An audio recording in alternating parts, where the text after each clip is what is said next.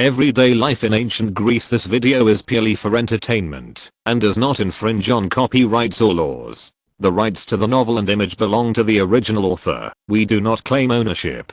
Don't like waiting and want to listen to this fanfic in full now? Subscribe to our Patreon, where you'll find the best fanfics. Chapter 101 Swimming. Aristides said, "You know my ambition.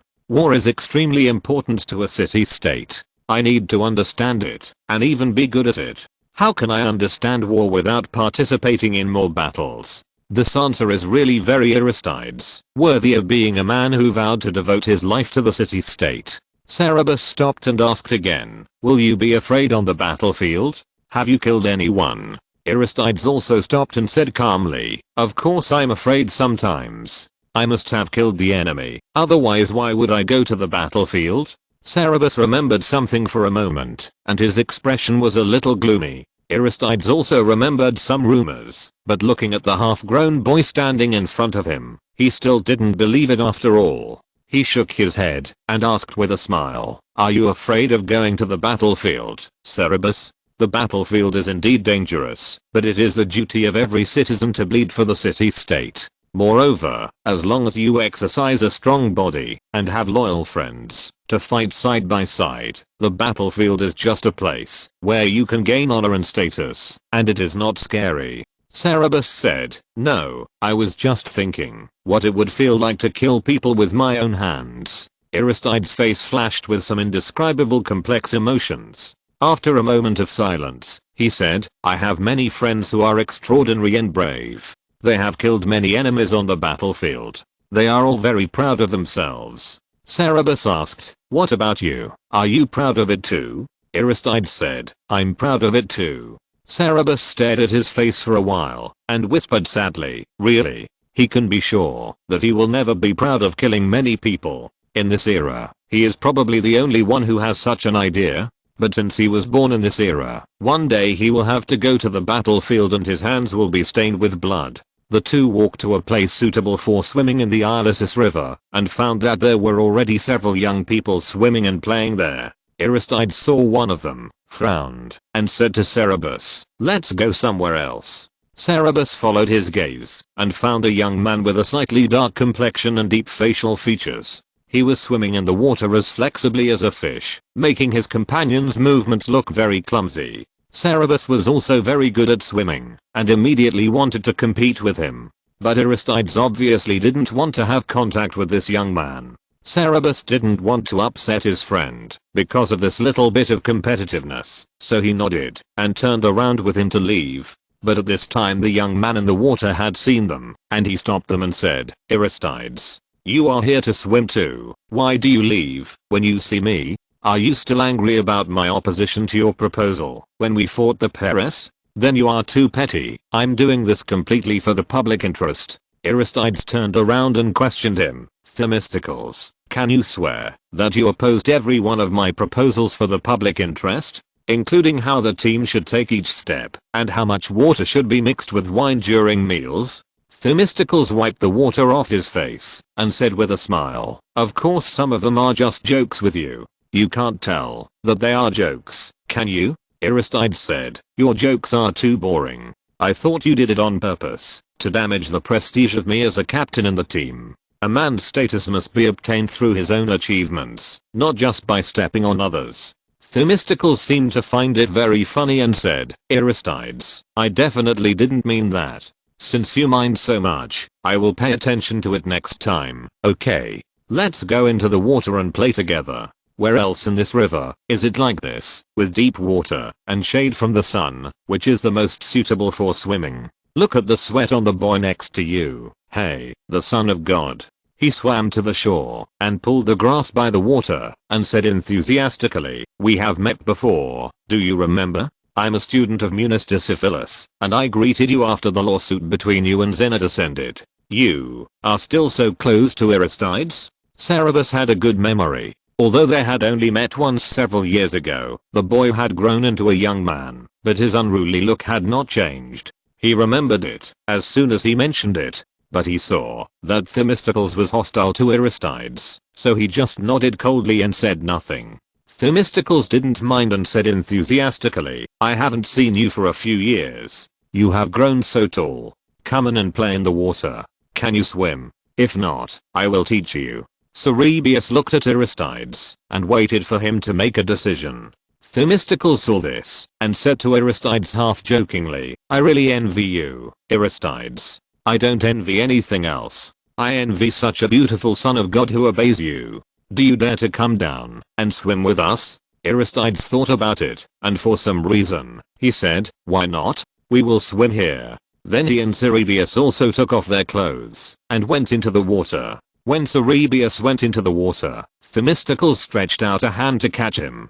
Cerberus avoided it, jumped into the water lightly, splashed a little water, and swam away from him easily. Themistocles was a man of knowledge. He exclaimed in admiration, wow, and said, Master, how about we compete? Let's see who swims faster. Just get to that apple tree. He pointed to an apple tree on the shore a few dozen meters away. Cerberus had put a lot of effort into learning how to swim. He was a good swimmer in his previous life and also liked diving, but that was a recreational activity carried out under perfect protection measures. In this life, considering that he could not be trapped in Athens in the future, waterways were the most important transportation routes in the Mediterranean, so he followed the old sailor Cordelius to practice how to survive on the sea. He was not afraid of the sea with strong winds and waves, so such a small section of the river was really not worth mentioning. However, seeing that Themistocles was flexible in the water, he might be as good at swimming as him, so he had some desire to win and agreed, okay, let someone start for them, and the two of them dived into the water at the same time. The two dived far in the water like two fish, and then emerged at the same time, one in a standard breaststroke and the other in a casual wild style, swimming forward quickly, leaving two long waves on the river. The two of them were chasing each other, and finally arrived under the apple tree almost at the same time. Cerberus was young, and lacked physical strength. When he arrived at his destination, his hands and feet were sore, and he had to gasp for a long time before he could speak. He wiped aside the wet hair that was stuck to his forehead and blocking his eyes, and asked, did you give in to me later? Themistocles was also tired and panting, and said, no, I didn't give in. You are really good. You can catch up with me now, and you will definitely be better than me in the future. Cerberus observed him for a moment, made sure that he was indeed given in, and said somewhat unhappily, I don't need you to give in.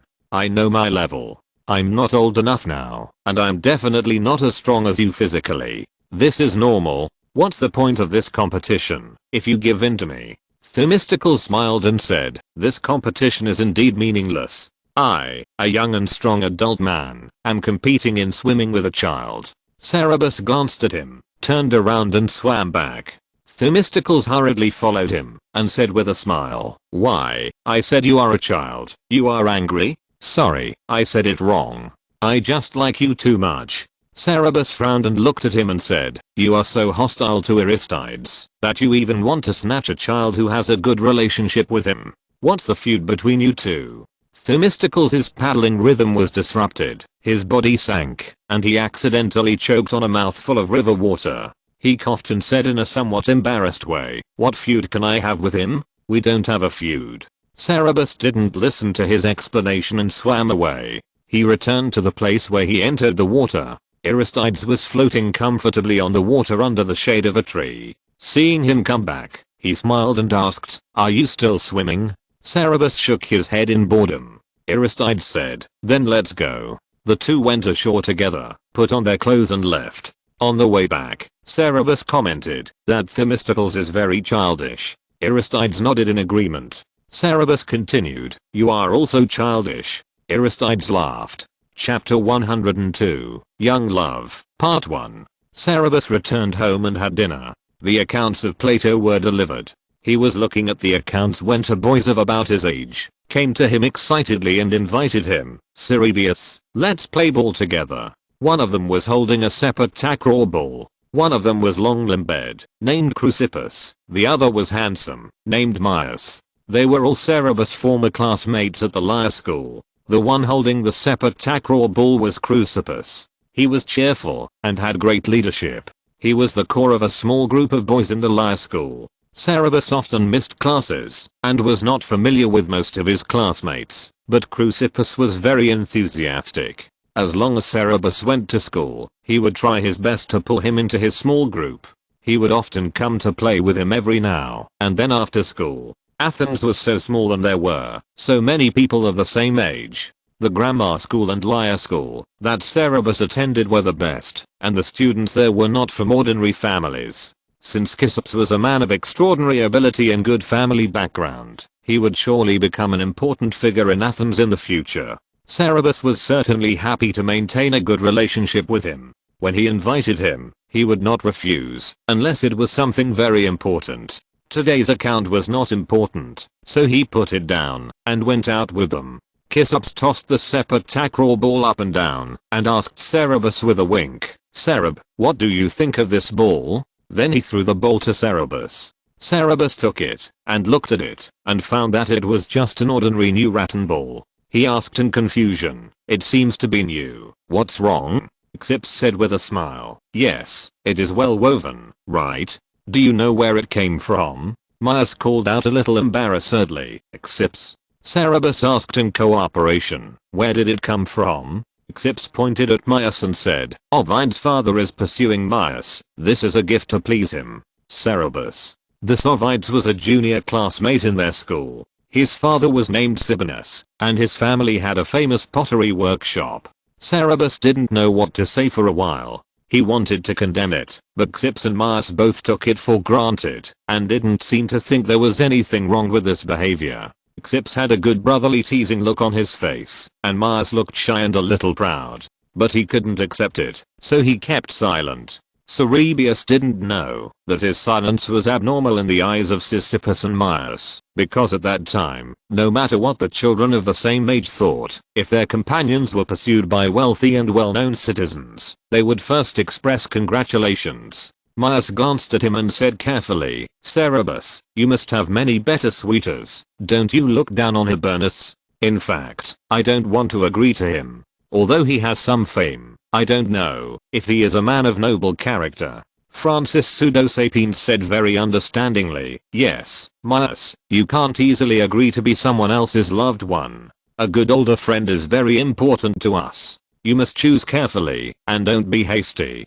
Cerberus really didn't understand and asked, "Why do you have to agree to the pursuit of a male suitor? You can also refuse it." Francis Pseudosapiens looked at Myas and said in surprise, "But Cerberus, if there is no lover, who will be our tutor, guardian, and friend in life? We have to learn noble virtues from lovers in order to grow into a qualified citizen." Myas nodded vigorously to show his agreement and added, "It's so shameful to have no lovers, Cerberus. Only young people with tainted morals can't attract lovers." Cerberus thought it was very ridiculous. "Nonsense. Aren't your grammar school teachers teachers? Aren't your gymnastics school teachers teachers? Aren't your parents guardians? Aren't their moral character enough for you to learn?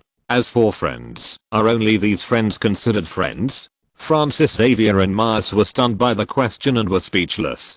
Francis choked for a moment before he found a reason to refute him. "Lovers are different from ordinary friends. Lovers can inject love into our hearts, making us balanced physically and mentally, and beautiful inside and out. Ordinary teachers and parents can't do this. We accept the love of others now, and when we are older, we can inject love into the hearts of other teenagers. This is our obligation to the city-state." The absurdity of this statement made Cerberus laugh. Falling in love with underage boys is the obligation of citizens to the city-state? Only love can make minors balanced physically and mentally, and beautiful inside and outside? He inadvertently brought out a sarcastic tone. Myas was a little anxious and a little angry, and asked loudly, "Isn't it? Eris is the oldest god, and love is the noblest and most sacred feeling in the world. Of course, only love can make people balanced physically and mentally, and beautiful inside and outside."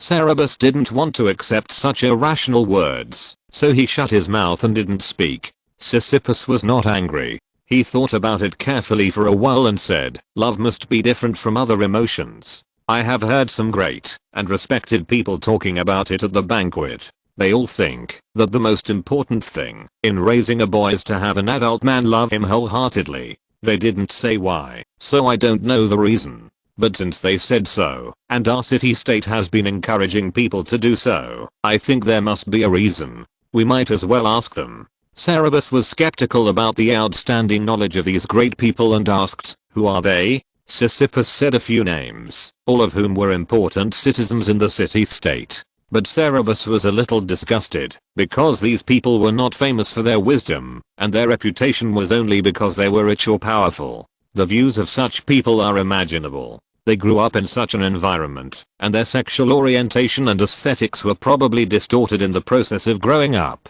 Now that they are old enough to be interested in boys, they naturally have to defend and praise them. He threw the sepulchral bowl back to Sheepsip and said somewhat boredly, I don't know any of them. Let's go play ball first. It's not an important question. Just ask them when you see them and tell me the answer.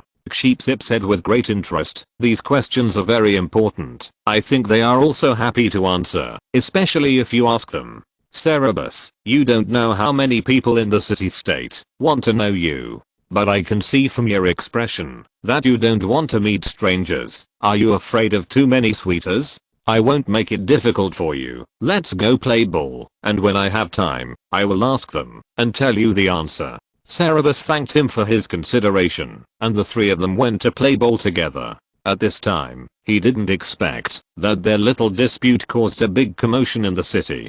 Chapter 103, Young Love, Part 2. Except for Sisyphus, everyone else in their group felt strange after seeing Cerberus. Cerberus had his slaves secretly teach him a lesson and warned him not to talk nonsense again. But he couldn't take back what he had said. Although not many people really believed that Cerberus looked at him differently, Cerberus's attitude of disapproval of young love spread throughout the city, triggering a big debate among the Athenians who loved to debate. For the Athenians, and even for all Greeks, young love is part of their social order. It seems that people should live like this for a matter of course. Not many people have thought about why it is so, and whether it is really necessary. The beautiful boys question has aroused people's thinking. Recently, citizens and even foreigners who come to Athens have been discussing this topic.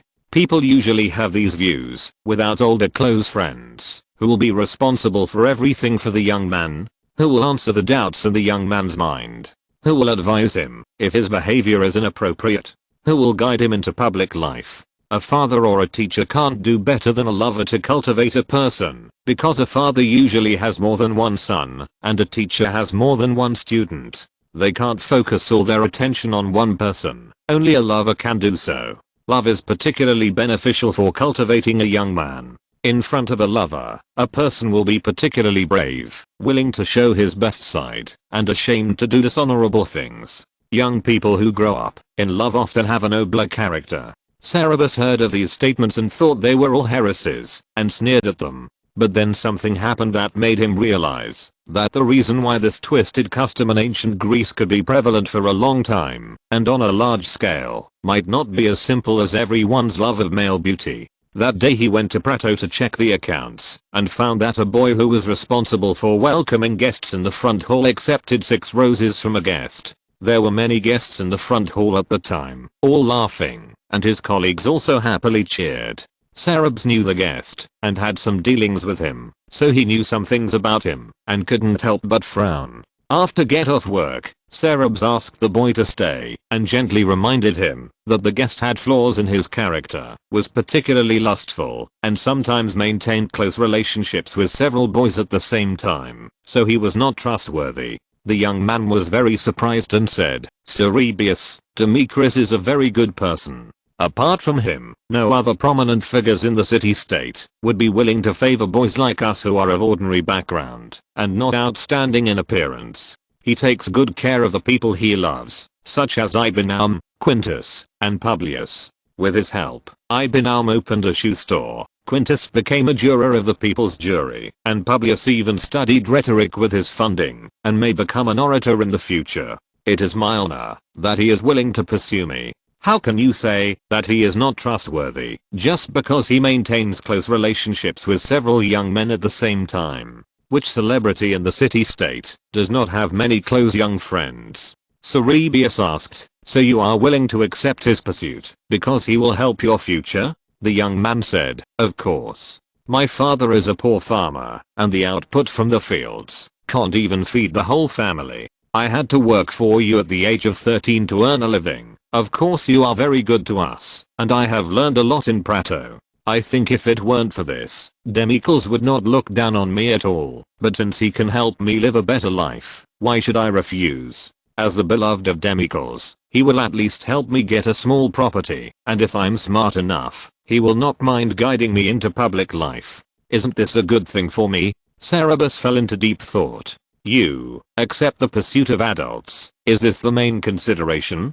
Of course it is. It is so lucky for us common boys to have a good suitor. I'm not pretty enough, and there are more and better suitors of beautiful boys. My neighbor Ninus is a famous beautiful boy. His lover loves him so much that he gave him a horse, which made his family jump from the same day servant level as my family to a knight level citizen. If Ninus can establish merit on the battlefield, his family will also be nobles from then on. But I'm lucky enough, and not everyone can meet a lover as generous as Demetrius. There are many annoying people who just want to take advantage and are not willing to pay at all. This requires careful distinction. The boy made a face. Cerberus's three views were shocked. It is said that unmarried girls in Lydia would go to buy themselves before getting married to save money for their dowry. If the starting point for Athenian teenagers to accept the pursuit of adult men is this, the essence is actually the same, but the love of teenagers seems to be more tender. If that's the case, why are you talking about so many big principles? Isn't it better to be honest and just say that each of us gets what he needs? What love, what shaping the soul, what fulfilling obligations to the city-state. There are so many big principles that the naive time traveler almost took them seriously. Cerberus stroked his forehead with his hand and laughed at his own idiocy. He said that there must be a reason behind the large-scale prevalence of a phenomenon. His previous thoughts carried the ignorance and arrogance of later generations. The ancient Greeks' custom of pedophilia was indeed distorted, but they did not have the imperial examination system of ancient China. The social class was solidified, and the favor of celebrities for beautiful boys was an important channel for the bottom to rise. It was a very important part of the social order. Although it was distorted, it had positive significance in this era. This custom was a very important part of the social order in ancient Greece. It can indeed be said that pursuing boys is a citizen's obligation to the city-state. However, being able to understand the reason for the existence of this custom does not mean that this custom is right, and Cerberus must compromise with this custom. There are some positive meanings, which cannot change the distorted nature of this bad habit. Is this the only way to achieve social mobility? Absolutely not. There are a million ways. The man who chose and promoted this method really made Cerberus wonder how to evaluate him. If he designed it this way on purpose, then he was definitely a genius among his contemporaries. Using to lure the superiors, to do it willingly is indeed a shortcut that saves effort and minimizes backlash. However, this also replaced more than half of the social roles of women, completely separating the female world from the male world, and causing half of the human resources of the Greek world, which was originally small in population, to be idle and wasted. Moreover, as for the men Cerberus had come into contact with, many people seemed to be disdainful of women, but in fact they were both afraid and hated them. This was definitely caused by not knowing anything about women during their growth. Chapter 104, Teenage Love, Part 2. Knowing the reasons for the prevalence of teenage love in ancient Greece did not help Cerberus get rid of the dilemma of being harassed by many perverts. He could not ask people to beat up every one of them, because there were too many. In ancient Greece, the love of men was universal, which means that almost all adult men in Athens liked boys. And for various reasons, he was a star in Athens, and you can imagine how many people were interested in him. If it weren't for the coincidence that he was ruthless when dealing with the enemies of Plato more than a year ago and shocked some people, then he would probably be suffering more than harassment now. But the harassment alone was enough to give him a headache. He had a lot of things to do every day: rhetoric learning, he found a new teacher, sports training, and the family business, none of which was easy. There were many people wandering around his gymnastics school, at the door of his house, and in Plato, waiting to block him, trying to strike up a conversation with him, or giving him all kinds of strange gifts. He also didn't accept them, which annoyed him to death. These were not the main issues. The most troublesome thing was that he had recently started to receive frequent invitations to drinking parties, some of which he could not refuse. For example, he was invited to serve as a cupbearer at the city-state's public festivals or council dinners, or his new grammar teacher or Lucius occasionally invited him to attend some private banquets. A cupbearer is someone who is responsible for pouring wine at a banquet. For underage boys or young men who have just come of age, it is an honor to serve as a cupbearer at festivals or council dinners. Only boys and young men with the noblest births and the best themselves have this qualification. In terms of birth, Cerberus should not have received this honor, but he was so outstanding that everyone wanted to know him. Therefore, after he turned 13, he was often invited to serve as a cupbearer at the city-state's festivals or council dinners. For ancient Greek boys, this would be an important stepping stone for them to step into public life. Festivals and council dinners were a good opportunity for people to get to know them. But Cerberus didn't need this, and there were too many celebrations in Athens, festivals every 3 days, and public dinners for the council every month, which took up a lot of time, not to mention that there were fools who didn't have eyes, or were drunk at the banquet, and occasionally they would do some idiotic things that challenged his patience. But he couldn't refuse. Refusing such invitations was equivalent to refusing to participate in the public life of the city-state, and would be excluded by the entire mainstream society. Plato still had to do business in Athens, so he could only endure it for the time being. The same was true for the invitations from the new grammar teacher and Lucius.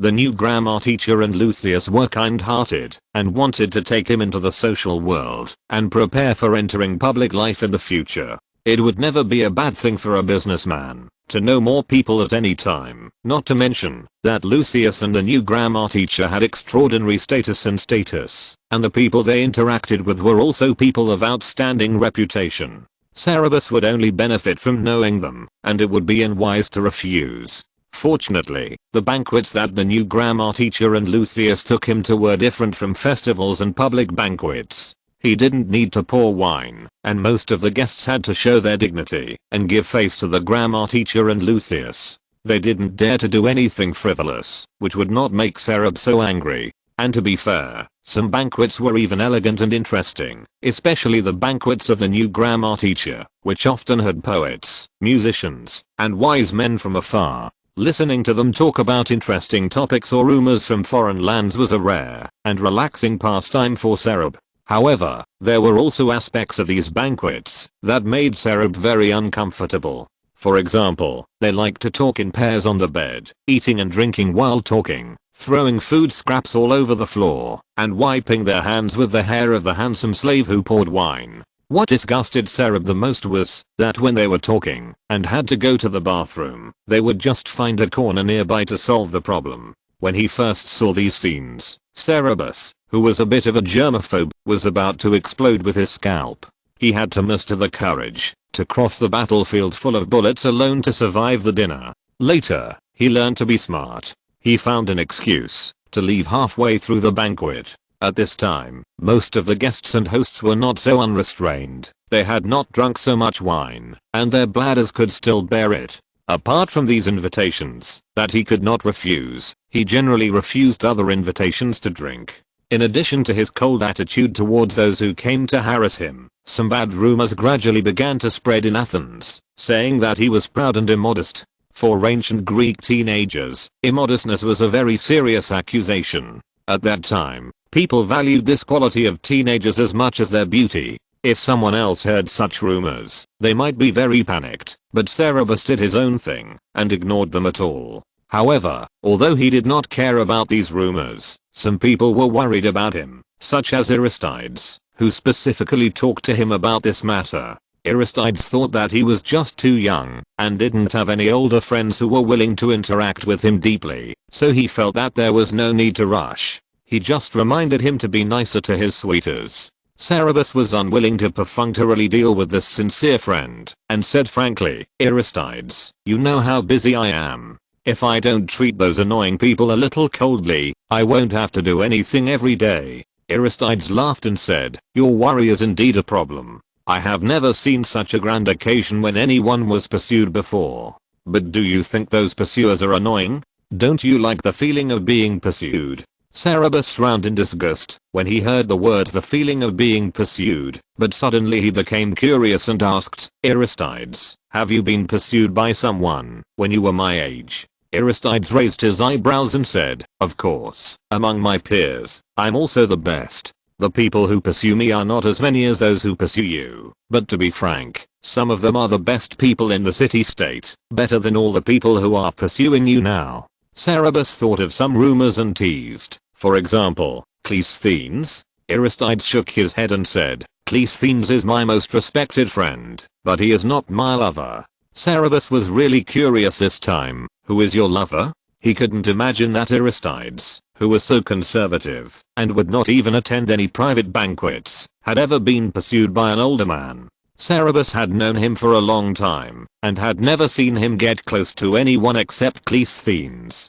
Aristides mentioned a name, a citizen who was usually very low-key and had a good reputation. Cerberus asked, how did he pursue you at that time? Aristides smiled and said, of course, he gave me all kinds of gifts, talked to me, accompanied me in physical exercise, and helped me solve various difficulties I encountered in life and study. He was a friend of my gymnastics teacher at the time, noticed me, and the time he spent with him was a very pleasant time. Cerberus asked, how long did you date him? Aristides calculated and said, about 3 or 4 years. We even fought side by side on the battlefield. But after I became an adult and started to participate in public life, we gradually became estranged. If you're listening to this novel on a channel other than Fanfic World, it means they downloaded and uploaded it without effort. We cordially invite you to visit our channel, Mundo Fanfic Novelos. There you'll find the original version of this story and you can explore many other novels of various genres. We're waiting for you to immerse yourself in a world of incredible novels. Chapter 105, Teenage Love, Part 2. Cerberus asked, why alienate? The hunting range of pedophiles and other reasons flashed through his mind. Unexpectedly, Aristides answered, because I have found my place in public life. I'm a qualified citizen, and I have fulfilled my obligations. It isn't appropriate for us to maintain an overly close relationship. Cerberus was a little surprised, but after thinking about it carefully, he felt that it should not be too surprising. He did rarely see two adult men getting along as lovers. Considering the prevalence of teenage love in ancient Greece, this should not be the case. It is impossible that all men are pedophiles and abandon their beloved teenagers after they become adults. There must be something to prevent them from staying together after the teenagers become adults. It may be public opinion, consensus, or both. In order to verify this conjecture, he asked again, why is it inappropriate for you to maintain an intimate relationship after you become an adult? Aristides smiled and said, men should be manly after they become adults. It is ridiculous to be inseparable from the lover like a child. It was indeed public opinion. When the teenagers are underage, they are forced to be with adult men by public opinion, and when they are adults, they are forced to separate by public opinion. This can not only pass on this excellent custom, but also not delay the marriage and reproduction of offspring. It is really reasonable and thoughtful. The wisdom of the ancient Greek people can always refresh people's three views. Cerberus couldn't help but say, Aristides, don't you think this is ridiculous? Aristides was surprised. Why do you say it's ridiculous? Cerberus didn't know where to start complaining, because their logic is self-consistent. Aristides was born and raised in such a culture, and he didn't realize the absurdity of this behavior. He is a determined person, and his ideas can't be changed because of a few words. Cerberus exhaled, shook his head, and shut up. Aristides asked, Cerberus, why do you say it's ridiculous? Cerberus smiled bitterly and said, Aristides, I don't know how to say it. I think everything is ridiculous. Aristides looked at him worriedly and said, Cerberus, you are the smartest child I have ever seen, and also the weirdest child I have ever seen. I think Cleisthenes was not as smart as you when he was your age, but you always have many weird ideas. I don't understand why these ordinary things make you unacceptable. Please look at this carpet, it's floral. Marcutulus directed the slaves to unfold a roll of carpet in the courtyard. The pattern was entangled ivy and hyacinths. Please look at this pattern. Please look at this color. No other family can weave such a beautiful carpet except Marcutulus's family. The Persian palace will come to our house to buy goods. You buy it back and hang it in the reception room. Who will not be in, or when they see it? Think about it. You are a person who enjoys the same enjoyment as the Persian king. Marcutulus was a very skillful salesman with a eloquent tongue. The person he was selling to was a man in his 30s, who was dressed elegantly. He was tall, had brown hair, blue eyes, and was very handsome. The man wore a short white linen coat and a golden brooch in the shape of a scorpion on his left shoulder. The scorpion was very beautifully made. On its back was a ruby the size of an adult's fingertip. It was as bright as pigeon blood, and it seemed as if there was a flame dancing inside the stone. Marcutulus was now a man of considerable experience. Cerberus loved to buy jewelry for his mother. He had seen many priceless jewels and knew that this gem alone was more than enough to buy 10 carpets. He wanted to make a fortune from the man and was very attentive. While he was talking, the man glanced at the door from time to time, looking a little absent-minded. He didn't seem to be very interested in the carpets he showed. Marcutulus was about to ask someone to bring out a few more blankets, but the man stopped him and said, "I don't like these ready-made blankets. Can I give you the patterns and ask your weavers to weave them?" Marcutulus hesitated and said, "I have to see if your patterns can be woven first. Some patterns cannot be woven, and they will not look good if woven." The man was prepared. He asked the slave to bring a roll of linen and said, "Look." The linen was unfolded, and it was painted with a blooming rosebush and a naked beautiful boy with wings on his back, and a bow and arrow in his hand. Marcutulus was stunned. The image of man with wings on his back and a bow and arrow in his hand should be Eris, but the boy in the painting clearly looked like Cerberus. The man said gently, "If I can get such a carpet, I'm willing to pay any price." He opened a purse and handed it to Marcutulus. Marcutulus looked down and saw at least 24 drachma gold coins in it, shining brightly in the sun. At present, the gold-silver exchange rate in Athens is 1:14. This bag of gold coins is equivalent to the income of a carpet workshop for a sailing season. Marcutulus took it in his hand involuntarily. The heavy bag weighed down his wrist. It was obviously not worth such a high price to order an ordinary carpet with a special pattern. It was clear what the man wanted. Marcutulus took out a few gold coins and rubbed them in his palm. He struggled violently, but in the end, reason defeated greed. He reluctantly returned the bag to the man and said, "No, we can't weave this. You should find someone else." It's not that he was not tempted by such a large sum of money that fell from the sky, but some things that happened in recent years made him a little afraid of Cerberus. He didn't dare to make his own decisions on anything related to Cerberus. The man said anxiously, "This is just a deposit. If I can get what I want, I can pay 3 times this amount." Marcutulus didn't dare to listen to the tempting number and interrupted him rudely, saying, "Listen to me. If you want something, just pursue it seriously. It won't work if you come to me and throw money at me. If you really want to order a carpet, then order it. Otherwise, leave. I won't sell my son for money." The man apologized quickly. "I'm sorry, I don't mean anything else, but the god of love urged me too much, and I wanted to get close to the person I love too urgently, so my behavior may be inappropriate. Of course I want to order a carpet. Is this painting really not okay?" Marcutulus said, "No, you can change to something else." The man said, "Then I'll pick from your ready-made goods first." He looked at the carpets that had been spread out on the ground. While he was choosing, Cerberus came in from the door with a sturdy dark-skinned slave. He saw a guest in the courtyard and nodded slightly as he passed by the courtyard. The man's face suddenly turned red, and when he approached, he turned his back to him in panic. Cerberus was a little surprised, but ignored it and walked into the room without stopping. After he left, the man pointed to a carpet at random, paid a price that satisfied Marcutulus, and hurried away with the carpet. When he left Marcutulus's house, he suddenly stopped again, unfolded the painting, and looked at it for a long time, and murmured softly to the lifelike boy in the painting, "I drew a picture for you. Would you like to see it?" Chapter 106. Infatuation. Part 1. The man's name was Tibbus, a famous poet who traveled from Miletus to Athens. Once, he accidentally saw Cerberus in the stadium and was shocked by his beauty. He wanted to meet him.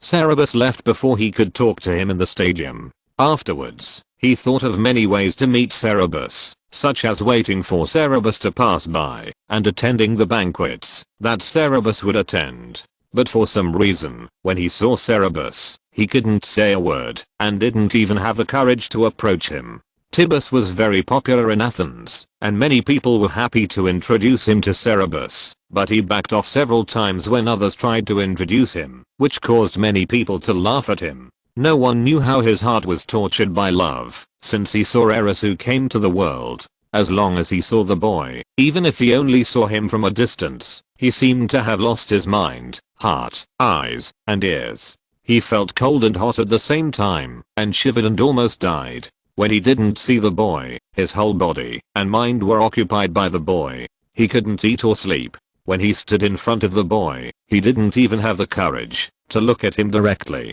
When the boy's beautiful eyes looked at him, he would tremble, as if he was on the battlefield, approached by the sharpest sword. In addition to writing poems, he was also a good painter. He painted a picture for Cerberus, and plucked up the courage to go to Cerberus's house with the painting and a sum of money, hoping to impress his father and get Eris. But when the boy appeared, he fled again. His slave understood his intentions, but he also didn't understand why he retreated when facing Cerberus. He said, "Master, the boy's father doesn't agree. Why don't you talk to him directly? You paint so well, show him the picture, and write a poem for him. No one will not be moved by you." He said in despair, "You don't understand."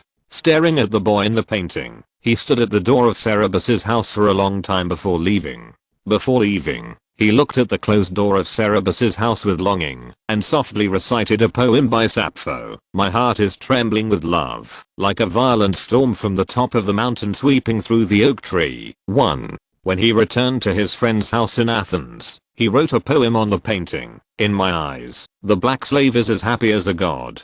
He can follow you closely and listen to your beautiful conversation. When I hear your charming voice, my heart beats in my chest. As long as I glance at you, I can't say a word. My tongue is tied, and a gentle fire immediately flows through my body. My eyes can no longer see anything, and my ears are filled with roars. Sweat drips from my brow, and my whole body trembles. I'm listless, weaker than weeds. My face is pale, my heart is beating wildly. I'm almost dying, and I can't breathe." 2. Then he fell ill with a high fever and a confused consciousness. His friend was shocked and sent him to the public doctor. In his coma, he still held the painting tightly. The doctor opened his hands while examining him. His friend took the painting, unfolded it inside. His friend took the painting to Cerberus and asked Cerberus to go see him. Cerberus didn't know what to say when he heard the reason. His friend was a very famous person. He said that Tibbus was going to die. If Cerberus didn't go to see him, he would definitely die. Cerberus had no choice but to go with him to the public doctor's office. Tibbus was indeed very ill. He could neither eat nor drink. His slaves were almost worried sick. When they saw Cerberus is overjoyed, they hurriedly shouted in his ear, "Master, master, look who's here." Tibbus was lying on the bed with his eyes closed and had no reaction. His friend winked at Cerberus, and Cerberus said, "Are you okay?" Tibbus was startled, opened his eyes, half sat up, and looked at him, muttering to himself, "Am I dreaming?" His friend stepped forward and said, "You are not dreaming, my friend. I brought the person you want to see most to see you." Tibbus was stunned for a moment before he reacted. He jumped off the bed almost in panic, hurriedly tidied his clothes and hair, and stammered, I. He said "I" for a long time, and couldn't say anything else. His friend laughed and said, "Cerberus, this man is so obsessed with you that he has lost all his reason. He is not like this usually. His eloquence is no less than that of Municipius, but the god of love made him look like a fool." Cerberus ignored his teasing and said politely to Tibbus, "I saw your paintings. They are very good. I hope you will get well soon." Tibbus said excitedly, "I will." Cerberus said a few more words and left. Tibbus's friend was a little dissatisfied and said, "He is so cold. It is said that the son of God is a little arrogant. It seems to be true. He is so cold to your love."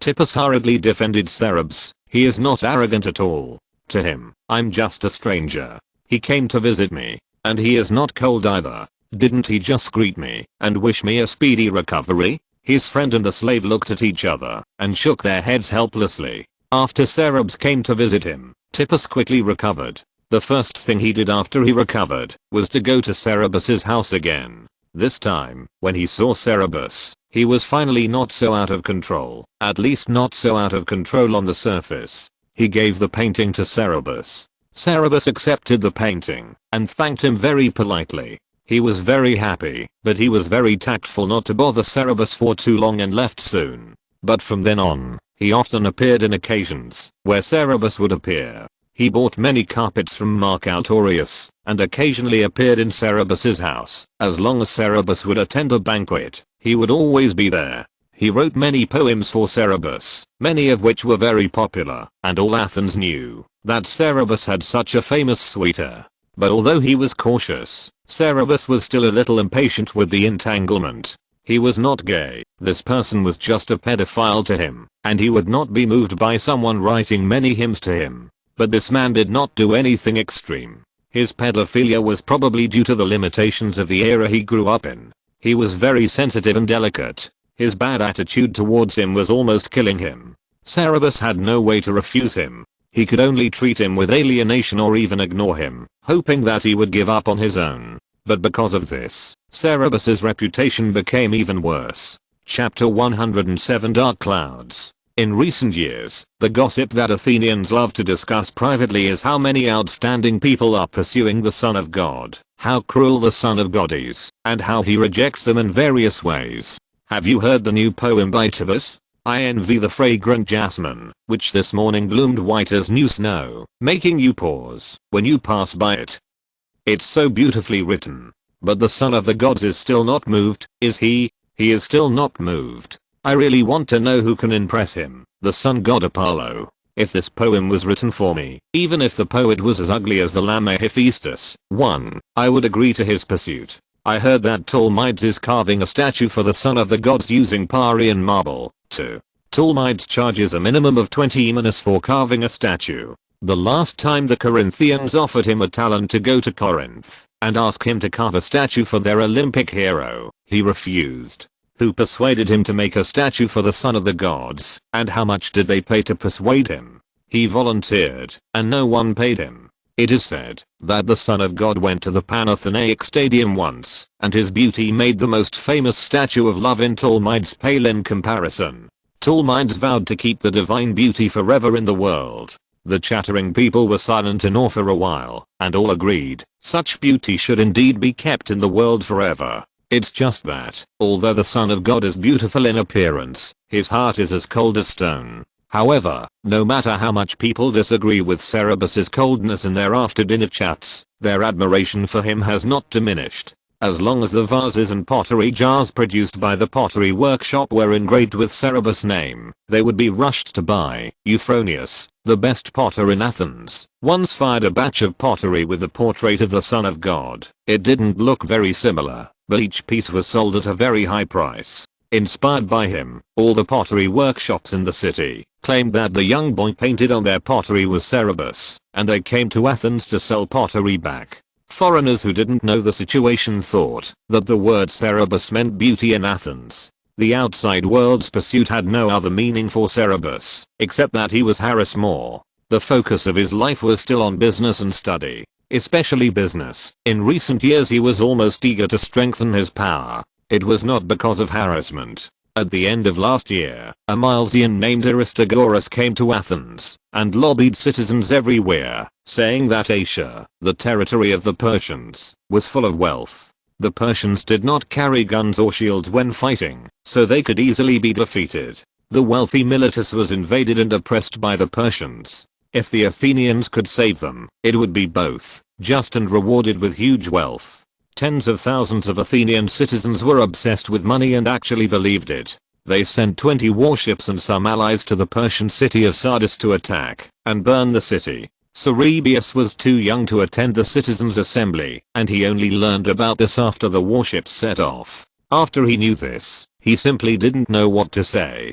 He knew that the Greco-Persian War would happen not many years after Cleisthenes' reforms, and he always felt a sense of crisis, but he never thought that the cause of the war was so stupid that the Athenians touched the tigers, but of the Persians. In fact, Athens and Persia had an intersection before this incident. It was not long after the Spartan king led his troops to Athens to support the tyrant Hippias, and was driven away by the Athenians. The Athenians were very guilty after they drove away the Spartan king. They were afraid that the Spartans would come back for revenge, so they sent envoys to the Persians to meet with Artaprenes, the governor of Sardis, and request to conclude an alliance with them. Artaprenes had no idea that Athens existed before. After asking where it was and who lived there, he asked them to offer water and soil to King Darius, that is, to ask the Athenians to submit to Persia. The envoys were eager to form an alliance and agreed after discussion.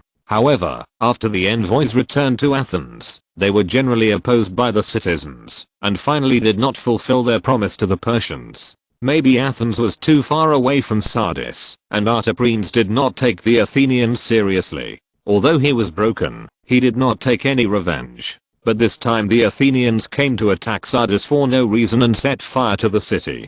Cerberus seemed to have seen the clouds of war approaching. Although the Athenians have been fighting with other city-states every 2 or 3 days since he came here, the threat of the Persians is different from that of other city-states. He has been here for so long, and he has some understanding of the surrounding city-states. Except for the Spartans, there are no other city-states that have the strength to really threaten Athens. He does not need to go to the battlefield before he comes of age. But if the iron hoof of the Persians approached, the entire city-state would be destroyed. When there was a lack of manpower, who would care whether you were an adult or not? Cerberus ignored the tight working capital of Plato and kept taking out money to buy slaves. He bought young and strong slaves who had experienced the battlefield and were brave and capable. There were also some teenagers with good qualifications. They were not trained as employees, but like warriors. He often trained with them to cultivate tacit understanding. Old Cordus thought he just wanted to train these people into mercenaries to protect Plato's business, because old Cordus had followed him for a long time and knew that his ambitions were not limited to Athens. Old Cordus cooperated with the slaves in various ways to brainwash them, instilling in them how lucky they were to be Cerberus's slaves, how well this master treated his slaves, and how miserable it would be if they betrayed him or were unable to meet the requirements in training and were eliminated. Cerberus did treat these slaves very well. Their usual food and accommodation standards were not as good as those of ordinary wealthy citizens, and the weapons they got were all excellent, which not many citizens could have. Cerberus paid a lot of money to hire many teachers who are good at different weapons, fighting, water warfare, land warfare, horsemanship and other skills to teach them. He strictly selected people and sent them to sea for actual combat every now and then, hoping to train a powerful force to deal with the upcoming war. Cerberus had no experience of military service in modern times, and he had never experienced a real battlefield after crossing here. How to train these people was completely unknown, and he was groping. Because the members of this force had a special identity or slaves, all the training concepts heard of in later generations could not be used. For a force to unite, it must first have the same goal, and this goal must be worth their death, such as defending the country, or lower level money or enjoyment. Cerberus could give them enough money as a reward, but after all, there were only a few desperate people who could fight for money, and he would not let him buy such people easily in the slave market. Chapter 108 Mel. In this era, at least in Greece, the main force of all armies were citizens. They all fought for themselves. If they bravely advanced, they would get rich spoils. If they retreated cowardly, their wives, children, property, and even themselves might become spoils of war, so their fighting spirit was very high. Slaves usually served as auxiliary soldiers on the battlefield, responsible for taking care of the war horses, carrying baggage, and taking care of food and daily life for their masters. It was rare to hear that slaves were allowed to form an independent army to fight against the enemy. Slaves were slaves to whomever they served. People who did not even have personal freedom could not unite and fight for the goals of others without a knife behind them. Cerberus bought a lot of slaves, but it did not mean that as a master, the slaves would naturally die for him. Cerberus could not set them free now, but he had to offer something more tempting than freedom in their own lives, to attract them to fight for their lives. He could not use coercive means, and really use swords to force them. First, the effect would not be good, and second, the laws of Athens would not allow it. In Athens, masters had no right to execute slaves at will. Of course, if a citizen really killed a slave, he would only be punished lightly, as long as he claimed that he had done it by mistake or unintentionally. But generally no one would do that, because slaves were property. If they were dissatisfied, they could sell them to mines as miners, which would not only avoid loss of property, but also relieve their anger. Cerberus could not tell them at the beginning that they would die for him. He could only brainwash them and slowly bind them with benefits. He set a level of meritorious service reward within this force, and the highest level promised freedom and shares in Plato. He wanted to tie these people to the future interests of Plato.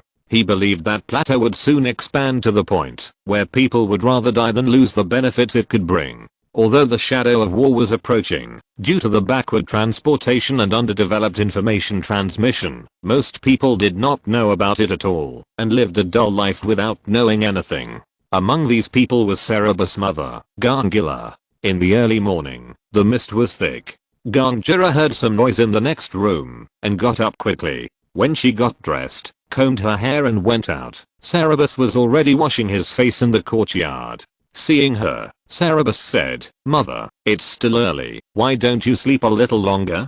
Gangula thought, "Aren't you getting up earlier than me?" She felt sorry for him being so busy every day at such a young age, but she only said, "I'm not sleepy." Megana, the slave who had taken care of him since he was a child. "No, she is not a slave now." Cerberus asked his father to set her free years ago. But Megana had no relatives in Athens, and she was used to working for the Marcutalus family, so she stayed here to work for them. Megana handed the towel to Cerberus, and then came over to pour water for Gangula to wash her face. Gangula was washing her face, and Cerberus said to her, "Mother, I'm going to the port of Piraeus today, and I will not be back for dinner during the day."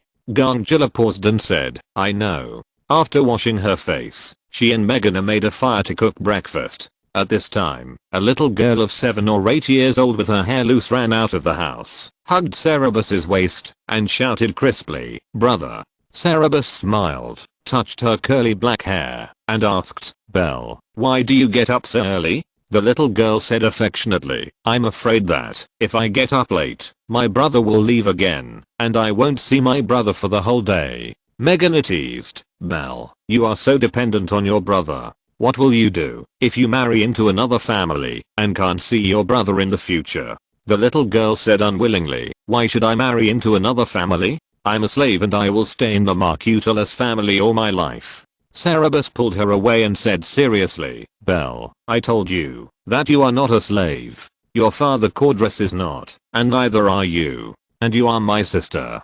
The little girl stamped her feet angrily and said, "I don't want to be your sister. I want to be your slave. I don't want to marry someone else." Gangula said, "Okay, Belle, stop messing around. Let your brother do his job." Belle was a little afraid of Gangula, and she let go of her hand angrily. Belle was an abandoned baby girl picked up by the old sailor Cordras, whom Cerberus relied on very much. As a man, he couldn't take care of a child, so Gangula and Megana raised Belle as a daughter. Gangula was very kind to her, but she was a little afraid of Gangula because he was serious. Cerberus went out after breakfast, and Marcutalus didn't get up until noon. After getting up, he ate something lazily, went back to the house to tidy up for a long time, and came out full of energy. Megana saw that he had changed into new clothes. His hair was neatly combed and spiced. He pressed the purse in his arms and said to Gangula, "I'm going to meet a friend. I won't be back for dinner tonight. You don't have to wait for me." Then he hummed and left. Megana looked at him swaggering out of the door with cold eyes and said to Gangula with some worry, "Madam, the master may be." Gangula said, "Don't worry about him." Belle was writing with a wax tablet beside her, unlike other Athenian girls who only learned housework and sewing from their mothers at home before getting married, and at most learned how to manage slaves. Cerberus treated her like a boy. Mathematics, grammar, painting, music, and even physical exercise were all made for her to learn, and he even asked Cordelis to teach her how to fight. Ganjira and Meghana didn't understand what was the point of girls learning these things, and told Cerberus that girls didn't need to learn these things, but Cerberus insisted, and was very strict with Belle, so Ganjira and Meghana had to follow his wishes. Belle was very smart and learned everything very quickly, but she gradually found that she was out of tune with the girls of the same age in the neighborhood. Those girls knew nothing and were very ignorant, even those older than her, who were about to get married at the age of 13 or 14. Those girls didn't understand anything she said, and they knew nothing about the outside world. But Cerberus would tell her any questions she had, explain them clearly to her, and sometimes take her to see them in person. She used to feel superior, but as she got older, some of the families of girls of her age began to pay attention to their marriages, and the girls began to discuss these when they played together. Some of them talked about the marriages of their older sisters who had already married, which made her shudder. Those friends who had played with them carefree before marriage, after getting married, could no longer leave the house, and had to be controlled by a strange man in his 30s. It was said that they had to do some particularly terrible things with them, so that their stomachs would swell, and they would give birth to children in great pain. It was said that sometimes it could be painful to death. This made her particularly afraid to leave the house of Marcutelis and marry someone else. She would rather be a slave than leave. She really hoped that she was Cerebs' slave, because even if she had never talked to others about this thing that she was particularly afraid of, she could feel that only Cerebs would be likely to indulge her in doing so. Even though Cerebs usually had very strict requirements for her studies, Ganjira and Meghana would never agree. Although she usually didn't dare to get close to Ganjira, in Belle's heart she was undoubtedly like her mother. She was very smart and noticed the abnormality of Marcutelis. She asked sensitively, Meghana, what did the master do? Chapter 109, Rosy Cheeks. Meghana glared at her and said, don't worry about it, kid. Write your words quickly. Be careful that Cerberus will come back and check and be dissatisfied. Belle wrinkled her nose at her unhappily. She looked at Ganjira's face and didn't ask any more questions. Instead, she made an excuse to go get something and secretly found Cordelis, who stayed at home today, and asked him to go out to see what Marcutelis was doing. Cordelis doted on her and thought that everything this little girl did was interesting. He really followed Marcutelis. Marcutelis went out with a slave. Cordelis had a high prestige among the slaves. In fact, he would probably know the answer if he waited for the slave to come back and asked him. But he really followed the two of them personally with great interest. After leaving home, Marcutelis went to the dock to buy 4 fresh fish and 20 prawns, and then went to the market to buy 6 bouquets of roses. With these things, he knocked on the door of a house. Before knocking on the door, he carefully arranged his clothes and hair. After a while, the door opened, and a pretty chestnut-haired girl poked her head out of the door. She first glanced at the fish and shrimp in the slave's hand, then looked at the rose in Marcutelis' arms, and then said, you came too early, the hostess hasn't gotten up yet. Marcutelis deliberately said in an elegant tone, it's okay, I can wait a while. Can we go in and wait? The girl smiled and said, then you come in. She opened the door, let Marcutelis and the slave in, and closed the door again. When Cordelis was young, he was also a knowledgeable man. He knew what Marcutelis was doing here, and smiled to himself. He looked up, and found a shabby tavern diagonally opposite the family. He walked in, and sat down, and ordered a bottle of wine. Although the sun was still high in the sky, there were already several guests in the tavern. He drank leisurely, while listening to other guests talking, and he was not in a hurry to ask questions. Many times in such places, you can know everything without asking. Sure enough, after a while, someone brought gifts to knock on the door of that house again. A guest saw it and asked, whose beauty's house is that? Someone brings gifts so early in the morning. She is so charming. The tavern owner winked and said, the one living over there is the high-class prostitute Rosy Cheeks. She is indeed a beauty. She will go out for a walk in the evening. You can see her if you sit here. There will be many guests in her house at night. It's even more lively than my tavern. A guest who was drinking the inferior wine wiped his mouth and said enviously, "I have only been to brothels in my life, but never to a high-class prostitute's house. I don't know what a high-class prostitute's house is like. What's the difference between a high-class prostitute and the ponies that anopoles can enjoy in a brothel?" Another person said vulgarly, "Women are all the same when the lights are turned off." His words aroused laughter, but the innkeeper lowered his voice and said mysteriously, "But it's very different when the lights are on." The guests were very curious and begged, "What's the difference? You're in Ys, so close to her home. You must know a lot of things. Tell us quickly." The innkeeper kept the guests in suspense for a while, and after whetting the appetite of all the guests, he said, "Rosy Cheeks, you can hear this nickname and you will know that this beauty's cheeks are as beautiful as red apples. But her cheeks are not only beautiful, her eyes, lips, hair, buttocks, are all beautiful. In the evening, she will go out for a walk with her maid and pass by the door of my inn, and you will see her then. But she can become a high-ranking prostitute, not only because of her beauty. She can play the piano, sing, dance, and write poetry. I heard that the great poet Theseus was her poetry teacher. Many celebrities in our city have contacts with her. The inn is diagonally opposite her home. I have seen Hippilchus. I saw her dancing.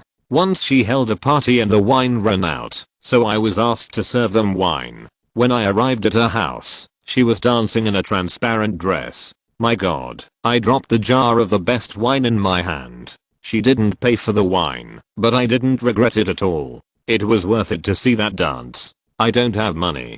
If I had money, I would pay 20 drachmas to sleep with her for one night, or even tomorrow. The tavern owner kept talking about how good the high-class daffodil called Rosy Cheeks was. When Cordialus heard the price of 20 drachmas for the night, he smiled and had an idea in his mind. The salary of an Athenian potter was generally only 1 drachma a day, and Rusty Cheeks charged 20 drachmas a night, which was indeed a high price. Considering the stinginess of Marcutalus, he was quite fascinated. While the tavern owner was talking about Rusty Cheeks, who had just gotten up, sat in front of the dressing table and asked the maid to comb her hair. She was talking to the maid about Marcutalus. The maid said in a mocking tone, "Madam, that Marcutalus is here again today. He brought 4 fish, 20 prawns, and a few bouquets of roses today." Rusty Cheeks also smiled. The maid said, "I don't understand why you want to receive him. He is a miser." Rosy Cheeks painted her eyebrows with one hand using burnt and crushed antimony, and with the other hand stretched out a finger and shook it, saying, "What you said is not right, Nasura. Although Marcutalus himself is stingy, his family is rich, and he is a guest who should be respected. As long as he has money, I will pay it out sooner or later, no matter how stingy he is. Just wait and see." The maid looked at her with admiration. Rosy Cheeks suddenly chuckled again and said, "Even if he didn't get it out in the end, I would like him to come often. He always brings gifts. Besides, his son, the son of God, is so handsome. In 2 years, the boy will grow up. I must find a way to sleep with him once." The maid had also seen the boy, and she was fascinated by his appearance. She said, "Marcutalus doesn't look like the son of God at all. I don't know how he could give birth to such a handsome son. The boy looks like the son of a noble family." Rosy Cheeks said excitedly, "No, none of the nobles in Athens have such an outstanding son." Cordialus waited until Ruddy Cheeks took the maid and the guests out for a walk, and went back after the walk. They held a banquet at home. The banquet was over late at night, and Marcutalus came home drunk with the slaves, and then he followed them home. Marcutalus went back to the master bedroom to sleep. Cordial stopped the slave who was also yawning and about to go to sleep, and asked with a smile, "What did you and the master do today?" The slave was startled, and all sleepiness disappeared. He looked at Cordial's timidly, hesitated for a moment, and whispered honestly about Marcutalus's itinerary. Although Marcutalus repeatedly warned him not to tell anyone in the family about this, and gave him a lot of benefits to bribe him, he still didn't dare to hide it when Cordial's asked. And he thought he was pretty good. He said that he really hadn't told anyone before when Cordial's asked. The year Marcutalus just retired due to injury and returned home, he caused dissatisfaction because of his harsh treatment of slaves. He went out and had a conflict with others and was beaten half to death. The slaves who saw it pretended not to see it, which made him suffer a great loss. He knew that his behavior aroused public anger, so he didn't dare to be so harsh afterwards, but his prestige still fell sharply. There were not many slaves in the house who were willing to listen to Marcutulus, and this one was considered the most obedient one. Cordulus asked, "How did the master know this ruddy cheeks?" The slave did not dare to hide anything, and told him everything. It was Marcutulus' friend who took him to the house of Ruddy Cheeks to drink and met her. Marcutulus had spent a lot of money on this woman, but he had not succeeded in sleeping with her until now. After Cordulus asked him, he asked him to tell him immediately if there was any new situation, and sent him to bed, thinking about how to tell Bel and Cerberus about this matter. Chapter 110. Prostitutes and Slaves. Cordulus didn't want to hide it from Bel. He felt that Cerberus's way of educating Bel was right. The way Athenians raised their daughters was to lock them up at home and not let them know anything. All of them were like idiots. He didn't want Bel to be so stupid. As for Cerberus, he had to remind him that, although it was normal for men to visit prostitutes, high-class prostitutes were extremely shrewd and greedy like she-wolves. Sometimes they would set traps for prostitutes, so they needed to be guarded against. Cerberus hesitated for a long time after knowing it, and still told Gangera about it. If it were in the future, he would let Gangera know immediately without hesitation, but at this time, Cordulus's behavior would not even be morally condemned. Gangera would have no benefit, except to add troubles, if she knew it. But he thought about it for a long time and still didn't hide it from her. Even if it was useless, she had the right to know the truth.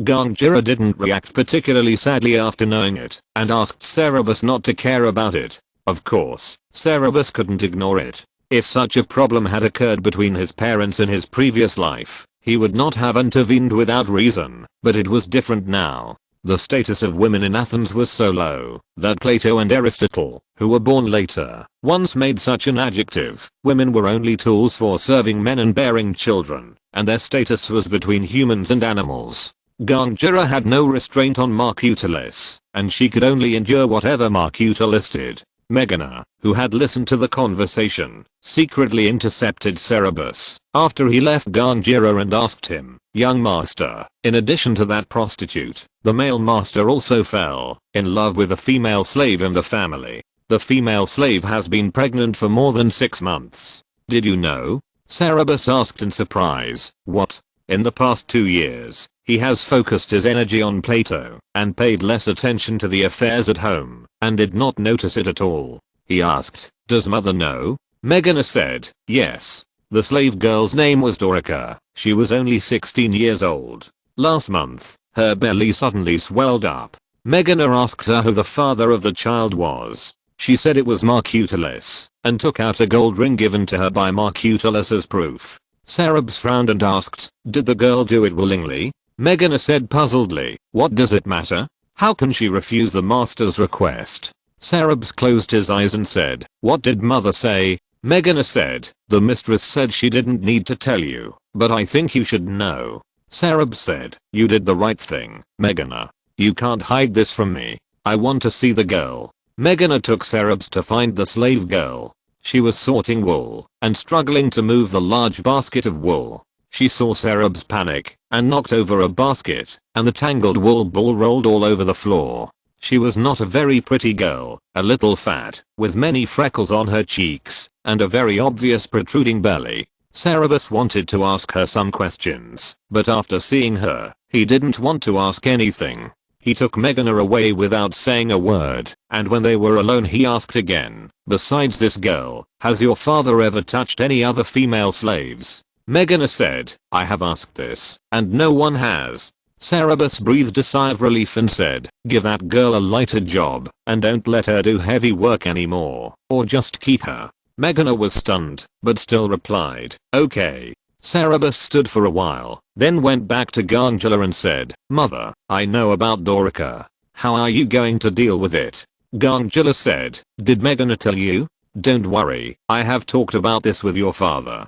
He said that no matter whether it is a boy or a girl, they should stay at home as slaves, or if you don't like the child, you can throw it away after it is born. He doesn't want to divide up another part of the family property." Cerberus asked in disbelief, "What do you mean by stay at home as a slave or throw it away?" Perhaps he looked too shocked.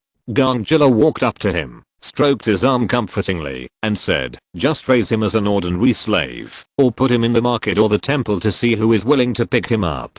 This is what everyone in the city-state does if they don't want to raise a child." Cerberus asked in disbelief, "Is this what your father meant? That's his child." Gangula said, "Your father said that girls have to be given a dowry and boys have to give away their property, so it's better to be a slave. Anyway, children of slaves don't have citizenship rights." Cerberus still couldn't believe it. He knew how cruel a man could be once he became cruel, and he also knew that Marcutulis was a selfish person. But the family was not so poor that they couldn't afford to raise another child, so it was still difficult to understand his behavior. He said, "If others know about this, they will laugh at you, right?"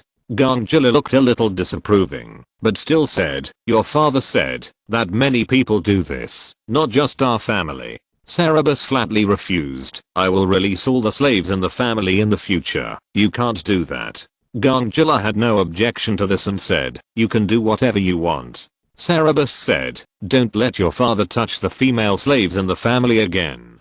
Tell me if he has any ideas about someone else." Gangula agreed, "I know." Cerberus left home reluctantly, determined to teach Marcutulis a lesson. He quickly made up his mind and asked Cordulius to find a few people to set a trap, pretending that they were pigment merchants who had encountered an emergency and had to sell a large number of precious pigments at a low price, and used fakes to drain all the money from Marcutulis. Marcutulis suffered a huge loss and was so heartbroken that he fell ill and felt uncomfortable for many days, not to mention looking for rosy cheeks. He couldn't even eat for many days. Cerberus was very thorough, not even leaving him the money for the next season's wool collection.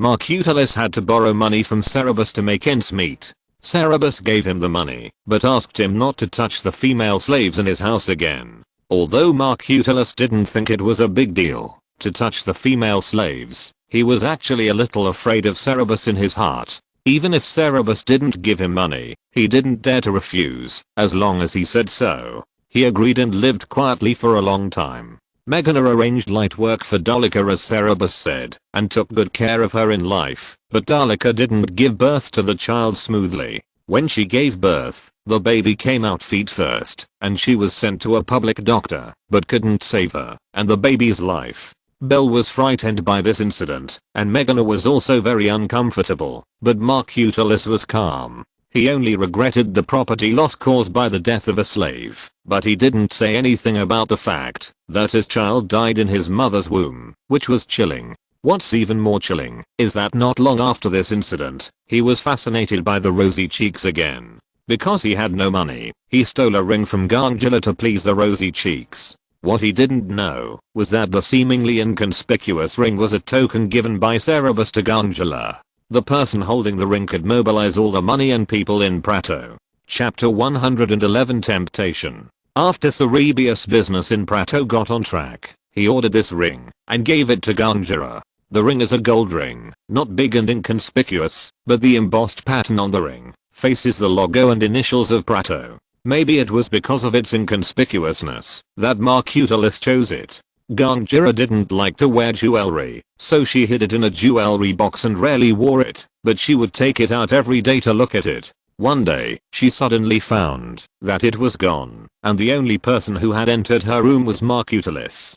Gangula asked Marcutulis, who confessed, "I took it." "What's wrong with taking your ring? You don't wear all the jewelry, and this ring is not worth much." Gangula was unusually anxious. "It doesn't matter if you take other things, but you can't take that ring." Marcutulis said with a frown, "I have given it to someone, or I won't take it back." Gangula asked, "Who did you give it to?" Marcutulis still had some shame and couldn't say in front of his wife that he took her things to give to high-class prostitutes. He said in a reprimanding tone, "Why are you asking so many questions?" Gangula said, "Okay, I won't ask." He went to the house and took out a purse and handed it to him, saying, "The money in this is enough to buy 10 rings like that. Go and exchange that ring. It was specially made for me by Cerberus, and it can't be given to others." Marcutelis weighed the purse with a complicated expression and left. Ganjira thought about it, but he was still worried, so he asked someone to call Cerberus back and told him about it. Cerberus told her not to worry and called the slave who often followed Marcutelis to ask, and soon found out where the ring was and waited to see the result of Marcutelis's negotiation. Marcutelis failed to get the ring back, even though he told the Rosy Cheeks that he was willing to give her 3 times the money, and the Rosy Cheeks told him that the ring was lost. When he got home, he found Cerberus was also at home. He looked a little ashamed and said, "You already knew? The ring is not coming back. Which craftsman did you ask to make it for your mother? I'll ask him to make another one for your mother." Cerberus asked calmly, "Why is it not coming back?" Marcutelis said guiltily, "She said she lost it." Cerberus said, "I know." Cerberus went to Ruddy Cheeks' house in person. When Ruddy Cheeks saw him, she was so happy that she almost fainted. "Zeus, I'm the first high-class prostitute in Athens to be visited by the son of God at home. For at least 3 years, no high-class prostitute will be more glorious than me. People in Athens will be jealous of me, both men and women. I'm going to offer an embroidered belt to Aphrodite. This is a miracle she gave me." She was a girl of 17 or 18 years old, with fair skin, plump figure, rosy cheeks, quite charming, and her ecstatic look didn't look annoying at all. Cerberus smiled, put a purse on the table, and said, "I think you know why I'm here." Her rosy cheeks reacted quickly, and she immediately understood and said, "Oh, it seems that it is not Aphrodite who bestowed me with a miracle, but Athena, right?"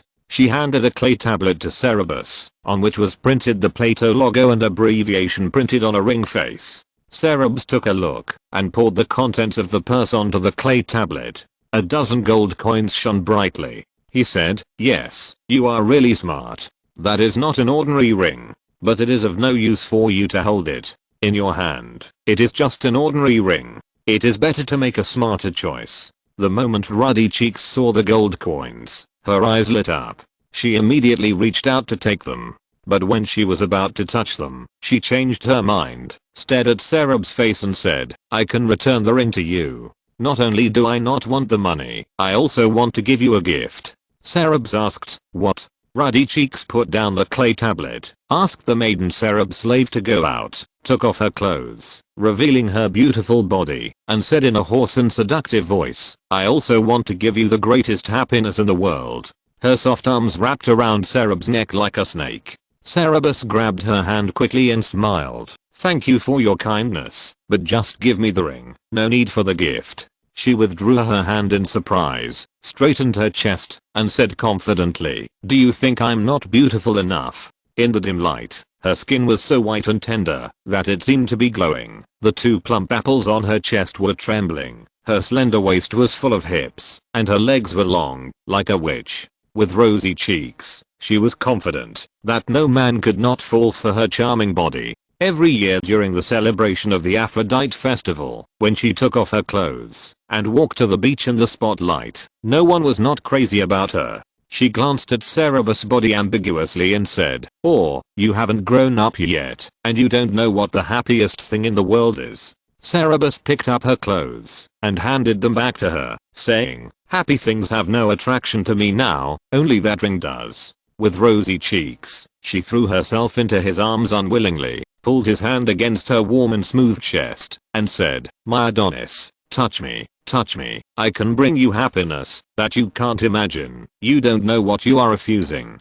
I don't want your money, and the ring will be returned to you. You don't have to worry about anything, just enjoy happiness with me. You will like it. The happiness of sex and love will even make the gods addicted." Cerberus pulled out his hand, pushed her away, turned and walked out the door. When he reached the door, Ruddy Cheeks called out behind him, "Godson." He turned around and saw Ruddy Cheeks turned her back to him, tilting her hips and swaying gently, as if doing some obscene and lascivious movements. She looked back at the part that was swaying, like frozen milk or gelatin, and then looked at Cerberus with a dazed look, panting softly, and asked, "As long as you share one-time love with me, I will return the ring to you." Cerberus stood for a moment, but still pushed the door open and went out.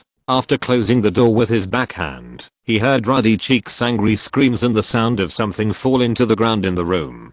Cerebs was a little annoyed that he didn't get the ring back. The ring was just a token for emergency use. He was fine, and outsiders couldn't do anything with the ring. If he really couldn't get it back in the end, at most he would ask Prato to replace it with another token. But he didn't want to do this, unless it was absolutely necessary. In order to prevent the token from being counterfeited, he took many measures. It was very troublesome to replace all of them. If possible, it would be better to get it back from Ruddy Cheeks. But Rosy Cheeks must have hated him so much that it shouldn't be easy to do. If you're listening to this novel on a channel other than Fanfic World, it means they downloaded and uploaded it without effort. We cordially invite you to visit our channel, Mundo Fanfic Novelos. There you'll find the original version of this story and you can explore many other novels of various genres. We're waiting for you to immerse yourself in a world of incredible novels. Chapter 112 Death. Cerebs' visit to Ruddy Cheeks' home caused another wave of gossip in the city. Athenians did not think there was anything wrong with men associating with high-class prostitutes, but Cerebs was a little young, which was a little inappropriate. In addition, he had a reputation for being too arrogant towards his suitors, and many people who disliked him talked about him. Ruddy Cheeks was a very smart woman. She deliberately returned the ring to Cerebs in a public place in front of many people, and said ambiguously, "It's back to you, and I'll keep the other gift. Son of God, you know my door is always open for you." This confirmed that Cerebs had visited her. Cerebs was the most watched teenager in Athens in recent years, which made her very popular and suppressed her peers for a while. But the consequence for Cerebs was that for a period of time, he was often blocked by other high-class prostitutes when he went out, and he was advised several times, either explicitly or implicitly, to remind him that it was inappropriate for him to associate with high-class prostitutes at such a young age.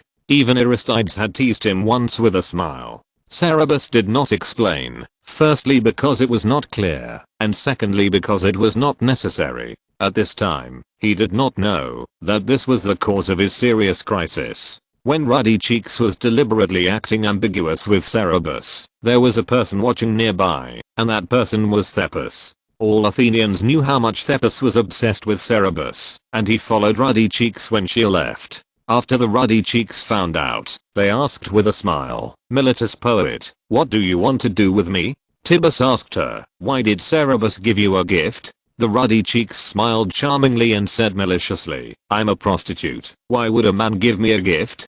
Poet, I know your deep affection for the son of the gods, but he doesn't seem to take you seriously. When we talked about it, he was dismissive of your love. He said that, even if the water of the Ilissus river flows backwards, he would not fall in love with you. But it's true, a beautiful boy like him, only Apollo is worthy of being his close friend. You are just a foreigner who can write a few poems to praise him. How could he love you?"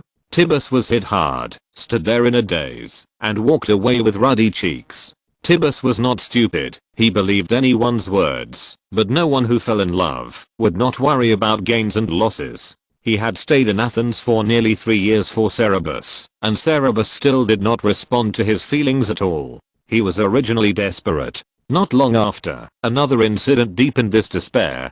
Cerebus was sued in court for a girl who was engaged. Attis of the village of Carlitis, her fiancé Sakura sued Cerebus for stealing his fiancé. Attis was an heiress with no brothers or sisters.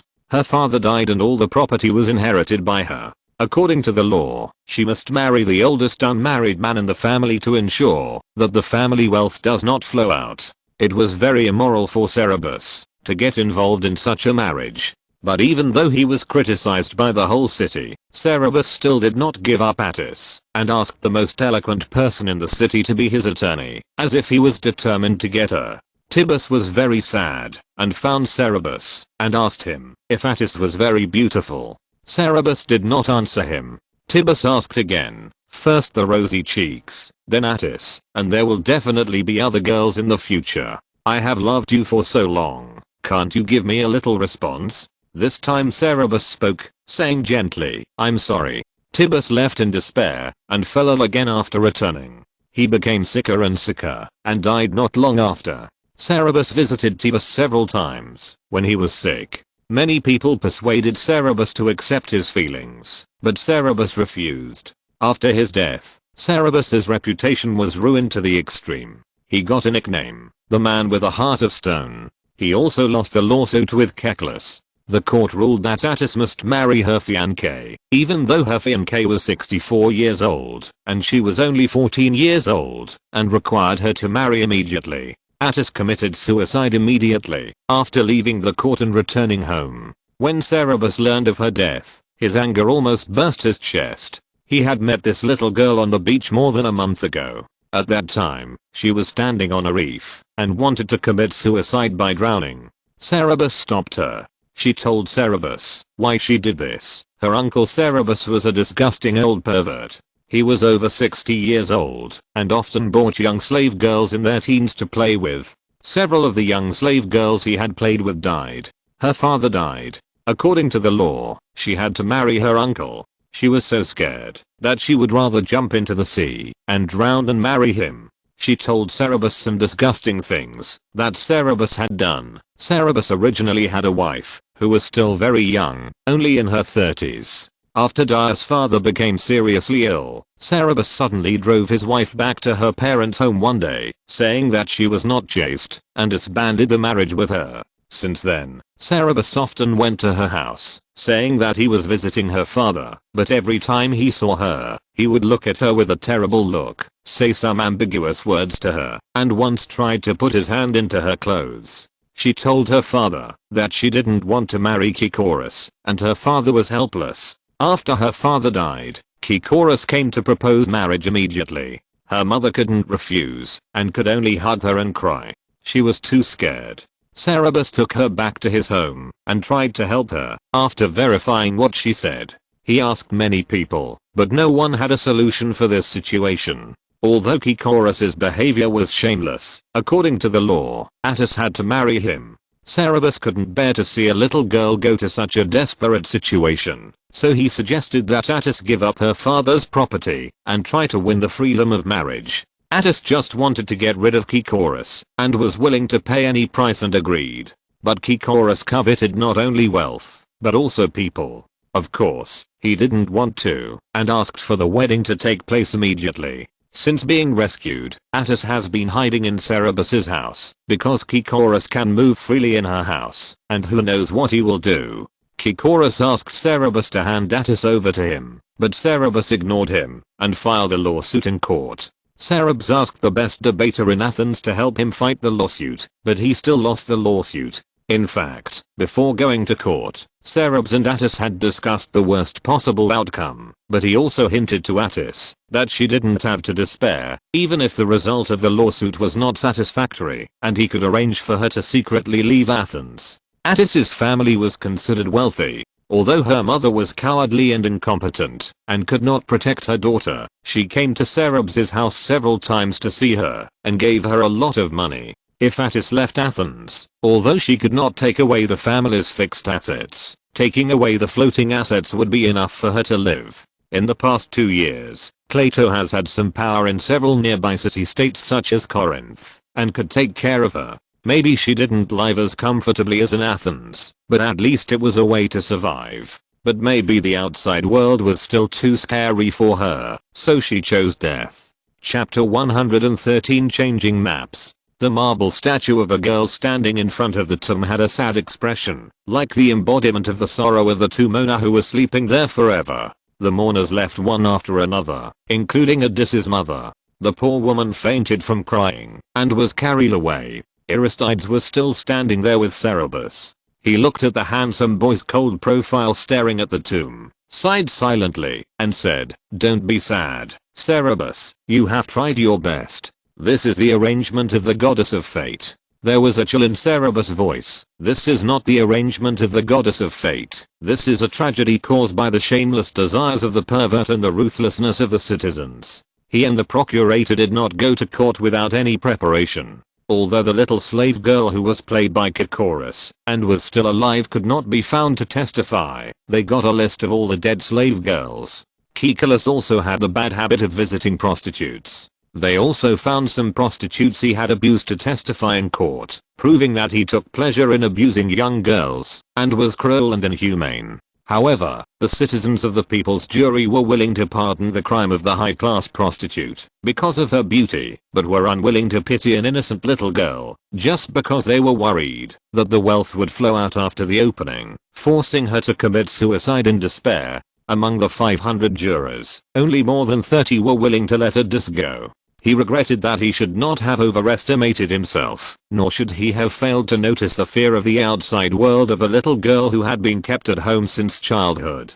If he had paid more attention, this tragedy might have been avoided. Aristides was silent for a moment, then said, "Cerebius, this is indeed pitiful, but the law is the law. Every law is made for a reason, and for the benefit of the city-state, some people will inevitably have to make sacrifices. Regarding the law on heirs, the regulations requiring them to marry only certain people were originally well-intentioned, so that they can continue to have the wealth left by their father, and be properly taken care of. Cases like Oedipus are rare." Cerebius asked sharply, "Really? Then how many heirs have happy marriages?" Aristides stared at him, then suddenly smiled and said, "Cerebus, you are the most arrogant child I have ever seen. Once you have made up your mind, nothing can shake you.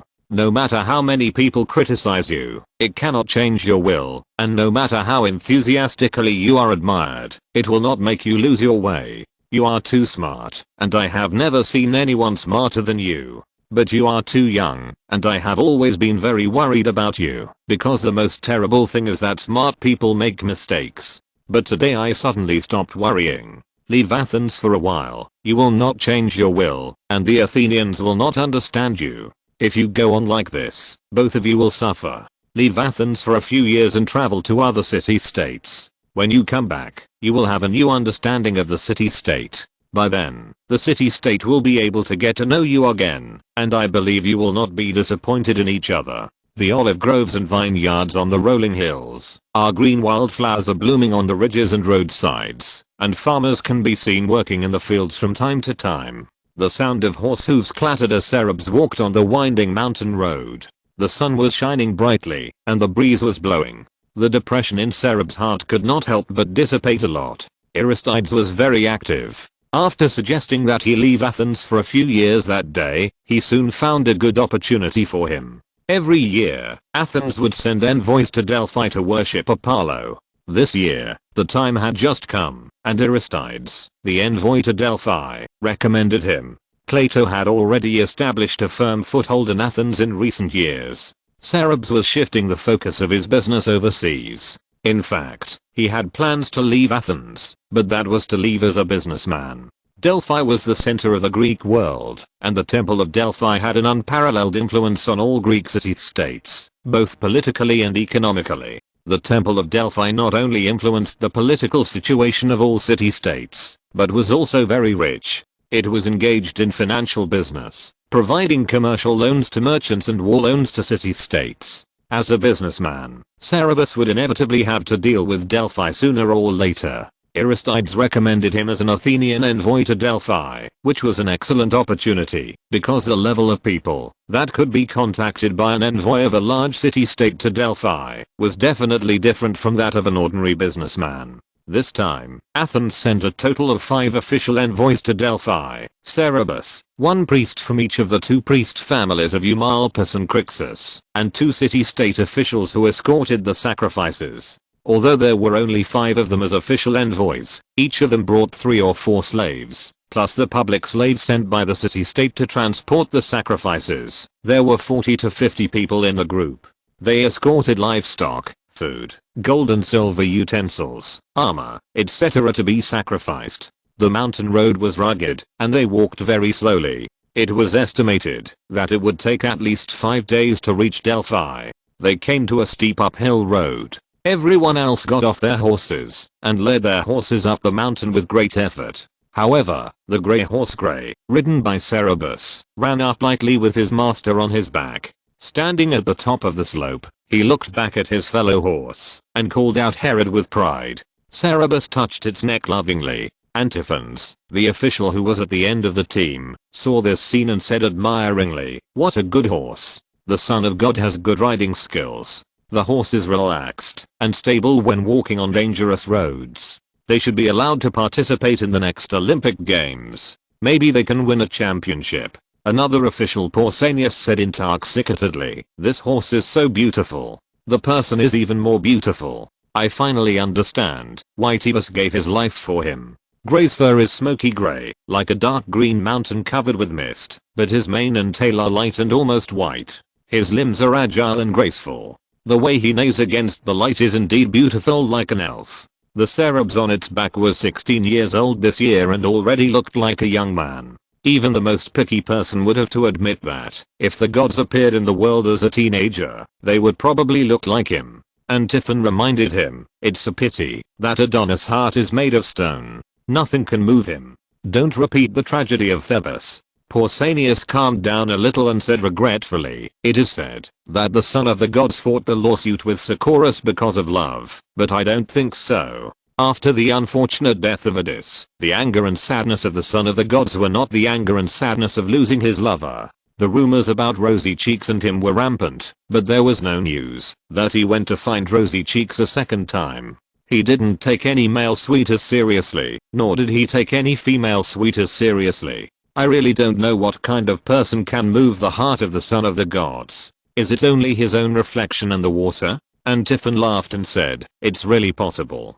Pausanias looked up at the man and horse on the top of the slope for a while, and suddenly asked, "Why did Aristides strongly recommend the son of the gods as the envoy to Delphi for sacrifice this year? Although there is no law that envoys must be citizens, there is no precedent of allowing underage children to serve as envoys in previous years." Chapter 114 on the journey. And Tiffin was well informed and knew the inside story. He told Aristides reasons. Pausanias exclaimed, "Anyone who can make a friend like Aristides is so lucky." And Tiffin said, "It's a pity that such a friend is not easy to make." And Aristides. He suddenly laughed and said, "I have had some dealings with him before. This man.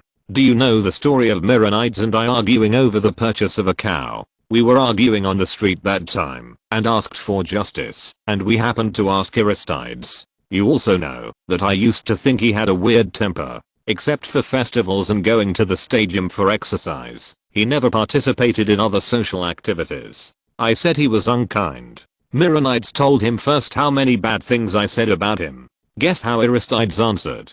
Pausanias asked curiously, "How did he answer?" And Tiffin said, "Aristides said, 'Tell me what bad things he did to you. I'm doing justice for you, not for myself.'" Bosmius stood up in awe and said, "This is a respectable man with noble character. I envy the son of God even more. I used to envy him for his beautiful appearance, wealthy family, and youth. Now I envy him for having a friend like Aristides." And Tiffin said, "It's not easy to become his friend, but our city-state may soon have an excellent leader." Last time on the battlefield with the Aegina people, Cerberus couldn't hear the gossip of the two people at the end of the team. After climbing to the top of the hill, he didn't continue to move forward. In an unfamiliar place, it was dangerous to leave the team and walk far away alone. He dismounted and stood there, waiting for everyone to climb up.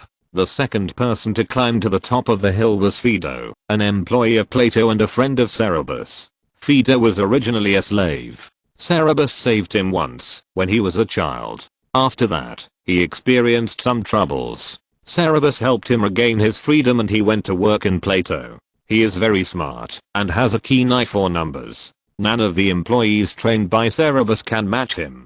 He is a very important helper to Cerberus. Cerberus took him with him when the business focus was to move out of Athens and Plato. Phaedo walked over with his horse, panting, touched Gray's nose, and praised, "Gray is such a good horse. Cerberus, you trained him so well." Gray was raised and trained by Cerberus himself from a pony. He had just reached adulthood and this was his first time to go out. Gray seemed to understand his praise and rubbed his head against him affectionately. Phaedo is 4 or 5 years older than Cerberus. He is now a tall young man, standing next to Cerberus and a head taller than him.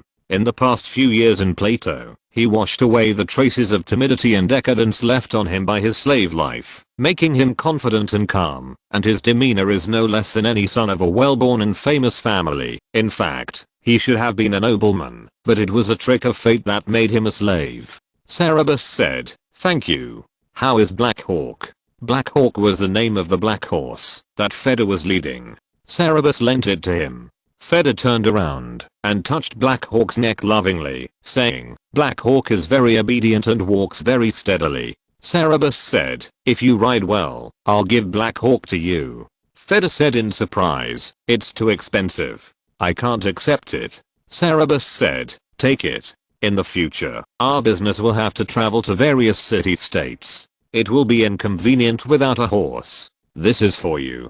The horse can only have tacit understanding if it is taken care of by the owner himself. Otherwise, I will ask someone to help you raise it." Feder thanked him happily. As the two talked, people climbed up one after another. When the gray-haired priest of the Crixus family, Aliston, climbed to the top, his feet slipped, and he almost fell down again. Cerberus quickly grabbed him. He stroked his chest in shock and said, "Thank you, Cerberus. My old bones can't stand the fall now." Cerberus helped him to sit on a stone. He pointed to the outline of the distant green mountain and said with a smile, "Look, that's Mount Parnassus. Have you been to Delphi, Cerberus?" Cerberus said, "No." Aliston said, "Have you heard the legend of Delphi?" Cerberus had heard some, such as the navel of the earth and so on, but he wanted to know how the priests talked about Delphi, so he said, "Please tell me about it." Aliston was happy to tell the story. This is how Delphi came about. Legend has it that one day, a question suddenly popped up in the mind of Zeus, the king of the gods. "Where is the center of the earth?" The king of the gods asked all the gods, but no one knew. So he released two eagles at the two ends of the world, letting them fly towards each other, and finally placed a round stone at the place where the two eagles met as a mark, named Navel, which is Delphi. Delphi is a holy place with a holy spring there. The mist produced by the spring can make people predict the future. Gaia, the mother of the earth, built her own temple there and ordered her son Python to guard the holy spring. Python obeyed her orders and did his job conscientiously until one day Apollo came to Delphi, shot and killed Python with an arrow, and became the master of Delphi. He also built a temple in Delphi, which is where we are going to worship this time. Feder asked curiously, "Is there really a round stone placed by Zeus in Delphi?" Aliston was very kind, unlike some citizens who were arrogant and unwilling to talk to slaves, even if they were only slaves. He said, "Of course, I have seen them. You can go and see them when you get to Delphi." Cerberus was curious about something else. "After we get to Delphi, how can we seek the oracle?" The temple of Apollo is most famous in the Greek world for its oracles. Whether it is a city-state or an individual who is confused, those who are capable will try their best to seek an oracle in Delphi, hoping to get guidance from the gods. Few city-states or individuals dare to disobey the oracle of Delphi, which is the source of its unparalleled influence. Before Cerberus traveled through time, he was a staunch materialist and did not believe that there was a power that could predict the future. After traveling through time, his three views were somewhat shattered. After all, people traveled through time and space. He admitted that there may indeed be mysterious powers in the world that humans have not yet recognized, but he still did not think that this power could be controlled by humans, especially a group of charlatans who pretended to be gods more than 2000 years ago. In his opinion, the oracles of Delphi were all based on well-informed information and playing some ambiguous word games. He had heard some oracles from Delphi to Athens, which were very obscure and could be interpreted in any way. The people who received the oracles interpreted them according to their own understanding. If they were right, it proved that the gods were effective. If they were wrong, they thought that they had misunderstood the gods' meaning. They had no doubts at all, which really made Cerberus very funny. But according to some rumors he heard, he found that Delphi was very well informed and often knew everything about the internal affairs of various city-states. For example, when some distant city-states asked about the disputes within their own city-states, Delphi knew the joints clearly. Cerberus wanted to know how they did it, and he also wanted such an information network. Chapter 115 Delphi Town. Aliston told Cerberus that after they arrived at Delphi, they would store the sacrifices in the storehouse that was used to store the sacrifices offered by Athens to the sun god, and ask the Delphic priests to check them. Then the Delphic priests would decide the order in which the city-states would seek the oracle this year, based on the abundance of the sacrifices.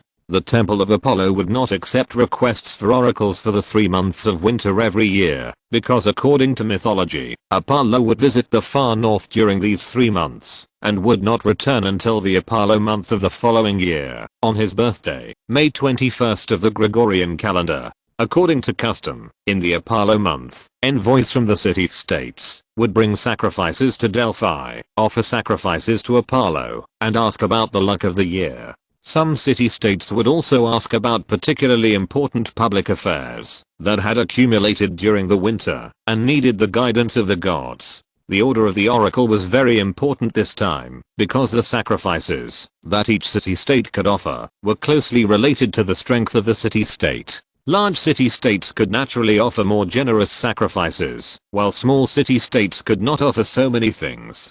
This was equivalent to the public ranking of the strength of the city-states in the Greek world. In previous years, Sparta was always the first to offer sacrifices, and Corinth and Thebes were fighting for the second and third place. The order changed a lot afterwards, and it was different every year. Often a war could determine the rise and fall of a city-state. Corinth and Thebes were both very prosperous in commerce, and were the economic centers of the Greek world. Therefore, they were very rich, and could offer sacrifices that other city-states could not. The Spartans were all soldiers, and did not engage in business. In fact, their sacrifices might not be better than those of Corinth and Thebes, but their military force was the strongest in the Peloponnese Peninsula, and they were also the most devout believers in the Temple of Apollo, so they ranked first every year. Since the reform of Cleisthenes, Athens has become stronger day by day. It has gradually moved up from the top 10 in previous years. Last year, it ranked 4th.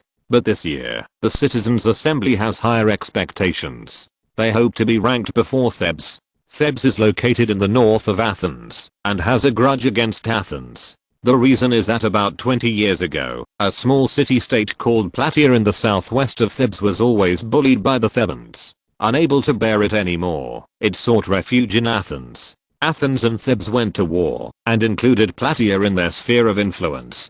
Since then, there have been constant disputes between Athens and Thebes. 1 year after Athens expelled the tyrant Hippias, the Spartan king Cleomenes called a coalition to attack Athens for personal reasons. Thebes was the most active in responding. Because the reason for Cleomenes' attack on Athens was unjust and could not convince the public, there was a great controversy within the coalition. Corinth withdrew its troops first, and then another king of Sparta also left with part of the army, and the coalition disappeared. After the crisis of Athens was resolved, it immediately retaliated against Thebes. The two city-states fought a great war, in which Athens won, and captured many captives, claiming to have 700 people. Thebes paid a large ransom to redeem the people, but was very unwilling to do so. Later, it joined forces with the Aeginetans, who also had a grudge against Athens, to attack Athens from an island southwest of Athens. They twice attacked the Attica region to plunder, causing Athens to suffer heavy losses. In recent years, Athens' main foreign wars have been with Thebes. In order to obtain the oracle order before Thebes, the Citizens' Assembly spent a lot of effort lobbying the rich to donate, and even Cerberus was no exception. Among the offerings, escorted behind were the huge carpet dedicated by Cerberus. Apollo killed the giant python, and 30 pieces of colorful embroidered woolen himachins, 2 of which were purple. This was definitely a heavy gift, and it was not shabby to offer it to the king. Some kings might not even have a purple robe, not to mention that the exquisiteness of Apollo killed the giant python was no less than the flower carpet woven for the Persian queen. The size of this carpet is 1/5 larger than the flower carpet. The pattern is vivid and magnificent, and the colors are bright. It was not specially woven by Cerberus for this sacrifice. It was less than a month from the time Aristides proposed that he be the envoy to the time he left. Even if he wanted to have someone weave it, it would be too late. This carpet is a sample for the weaving workshop, to show its strength to foreign merchants who come to purchase, and it is also the treasure of the weaving workshop. Cerberus must see the effect of what he does. This trip to Delphi is an important step for the expansion of Plato's business and a great opportunity to become famous. since the citizens' assembly asked him to donate, and the content of Apollo killing the giant python was particularly suitable for dedication to the temple of Apollo, he simply donated this carpet worth thousands of gold and the batch of immersion that was also valuable. These donations first shocked the citizens' assembly of Athens. Some people had previously complained about Aristides' strong recommendation of Cerebius as the envoy to Delphi this year. Once these things were taken out, there was no objection. Cerebes was confident that these things would also cause a sensation in Delphi. Inspired by Cerebes' generous behavior, the wealthy people in Athens donated unprecedented amounts this time, and the citizens' assembly had great expectations of defeating Thebes. After talking about the purpose of this trip, Aliston winked at Cerebes and said, "Cerebes, after the sacrifices are stored, the priests of the temple of Apollo will go to register and value them. You have to accompany them at that time. Sacrifices are not money, and there is water in the valuation. We must not suffer losses. A large part of the sacrifices offered by various city-states are physical objects, such as cattle and sheep and other livestock. There is definitely a difference in the value of fat cattle and sheep and thin cattle and sheep. The quality of grain, fabrics, metal utensils and utensils is also very different. If the sacrifices are biased or irresponsible, some city-states will suffer."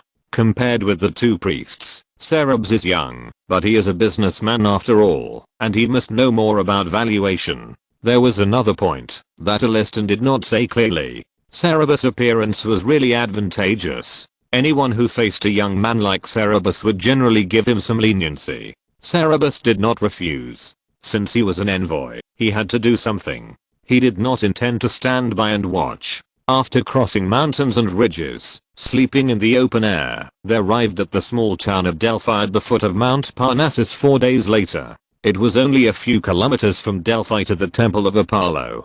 People who came to seek the oracle lived in the town. Delphi was built on the mountain. The terrain was very uneven, but it was very prosperous. There were hotels, shops, and stalls everywhere. Many people came to Delphi every year to seek the oracle. In the month of Apollo, envoys from various city-states gathered, especially many people, and the streets were crowded. Passing by the doors of several inns, Cerebes saw that Simononas were refusing guests who wanted to stay in the inn. "It's full. There's no room. There's no room even for the stables." Cerebes' group was quite a lot of people, and the small inn probably couldn't accommodate them. Aliston saw that Cerebes was paying attention to the inn and said, "Don't worry, we have an old inn that we are familiar with. The owner will reserve rooms for us in advance every year." The inn that Aliston mentioned was on a relatively quiet street. It was very large and claimed to have 100 rooms. Cerebes didn't know if there were really 100 rooms, but the nearly 50 people in their group moved in, and they only occupied a small part of the inn. They only lived in 6 rooms. 2 priests and 2 citizens who escorted the sacrifices each had a room, and each person's private slaves lived with their masters. The public slaves of the city-state were arranged to live in the cheapest large bunk beds. An escort officer also said, "Why should they live in rooms? In such good weather, let them sleep in any corner of the yard outside." Aliston retorted, "This is too embarrassing for the city-state. Others will think that we can't afford to let slaves stay in the inn, which is not good for our goals this year." The public slaves then moved into the large bunk beds. When asking for a room, the escort officer originally only asked for 1 room for Cerebes, but after Cerebes looked at the room, he asked for another room on the grounds that he had brought some goods, and 1 room would not fit, and he said in advance that he would pay for it. They did bring some goods, and they also brought a lot of luggage, because they were going on a long journey, but the escort officer and the priests also brought some, and some brought as much as Cerebes. Because Delphi was not just a simple religious center, but also the most important economic center in the Greek world. The Oracle of Delphi was famous in the Greek world, and had a long history. Its shadow can be found in the myths and legends of the heroes of the Bronze Age. When the city-states in the Greek world encountered major or difficult public affairs, they would come to Delphi, offer sacrifices to the temple, and ask the priestess who could communicate with the gods to predict good and bad luck, and give them guidance. Private individuals would also come here to ask about their own problems. For example, there was a rich man in Athens who had been ill for a long time. the temple of the god of medicine, and the doctor could not help him, so he came to Delphi to ask for an oracle. Cerberus even heard that some people suspected their wives of being unfaithful, and that the children they gave birth to were not their own, so they came to Delphi to ask the gods who the father of the children was. After hundreds of years or even thousands of years of accumulation, the wealth of the temple of Apollo in Delphi was astonishing. The temple could not consume the tributes it received every year, so the priests would even lend the money out, not only to merchants for business, but also to city-states for war. Many of the sacrifices offered by the city-states and individuals were living creatures that could not be stored, or grains, food, cloth, etc. that were not durable in storage, so the temple would take out many things and sell them. For this reason, the town of Delphi, which was closest to the temple, was always crowded with merchants. People would not offer things they thought were bad to the gods, and the people who came to offer sacrifices came from all over the place, and the offerings were also varied, which made the variety of goods in Delphi extremely rich, making it a good place to do business. Most people who came to Delphi would bring some goods to trade, and then bring back rare foreign goods to their own city-states to make a fortune. Even the messengers and priests who came for public affairs were no exception. The same was true for Aliston and his men. The 5 of them had a lot of goods.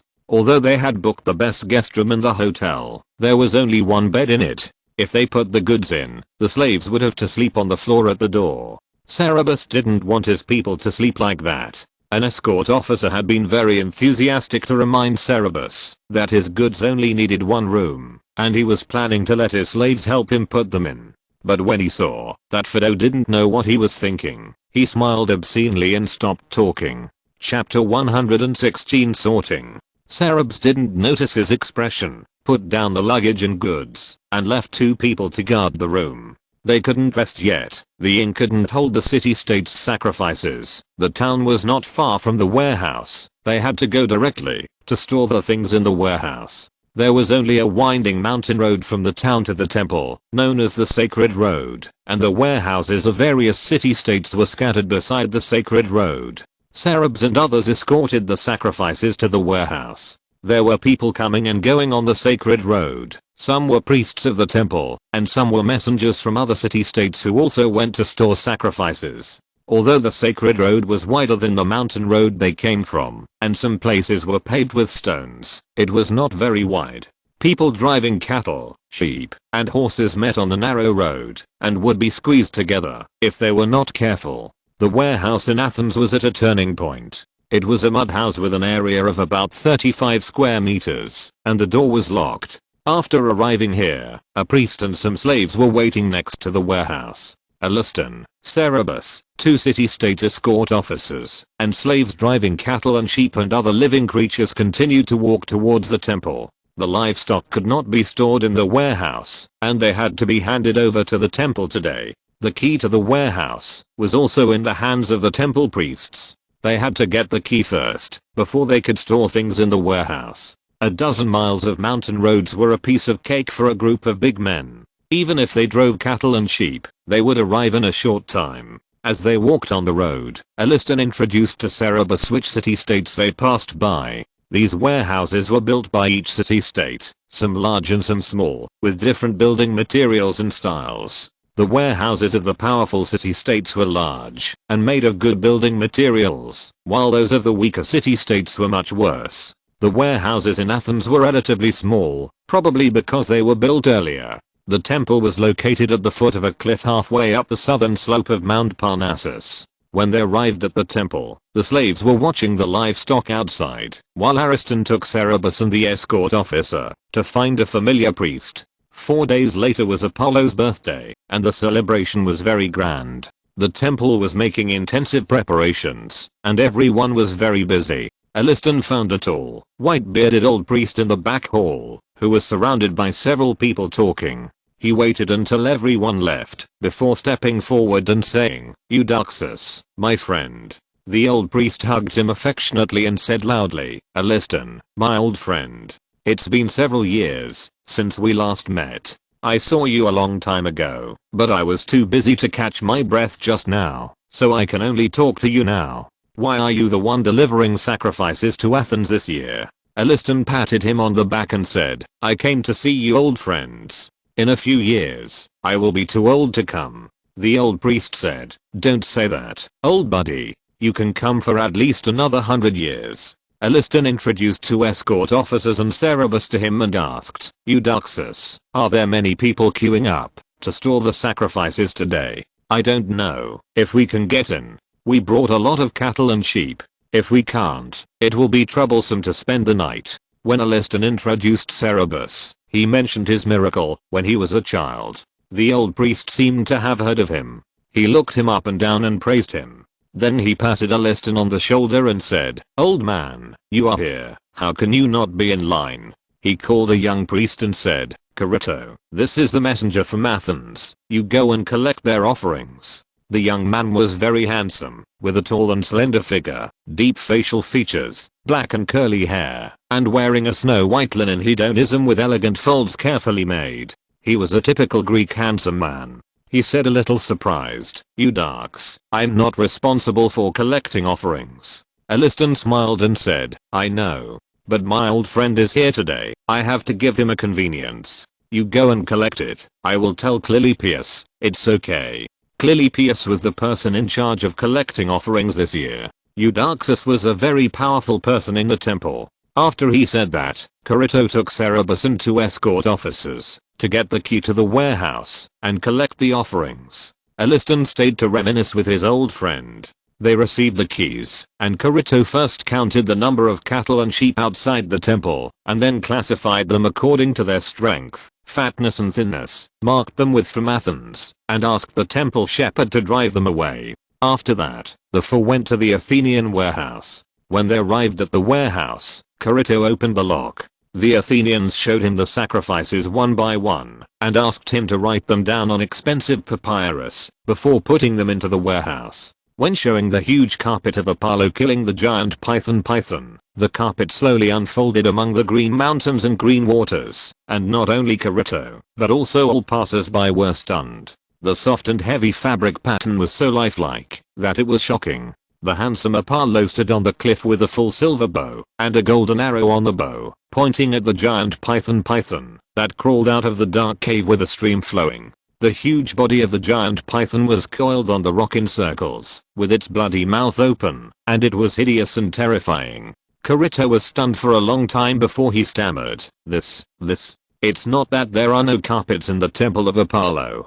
This kind of precious fabric, which has only become popular in recent years, was offered to the temple in Athens 2 years ago. However, it is said that it is worth 10 cows as long as 2 people stretching out their arms and as wide as 1 person stretching out their arms. The pattern of that carpet is not as exquisite as this one, and the colors are not as bright as this one. This carpet even uses silver thread to weave Apollo's silver bow, gold thread to weave golden arrows, and the other expensive red and purple colored yarns are used without hesitation. It is obvious that the dyes used to dye these colored yarns must be very expensive. When Carito recorded the sacrifices, he had to estimate the value of the sacrifices. He didn't know how to estimate the value of this carpet. Cerberus said, this carpet was woven by my slaves. A few years ago, we woven a carpet for the Queen of Persia that was 1/5 smaller than this one. The merchant paid me 1 talent of silver. Carito had heard this rumor and asked, what price would you set for this carpet if you were to sell it?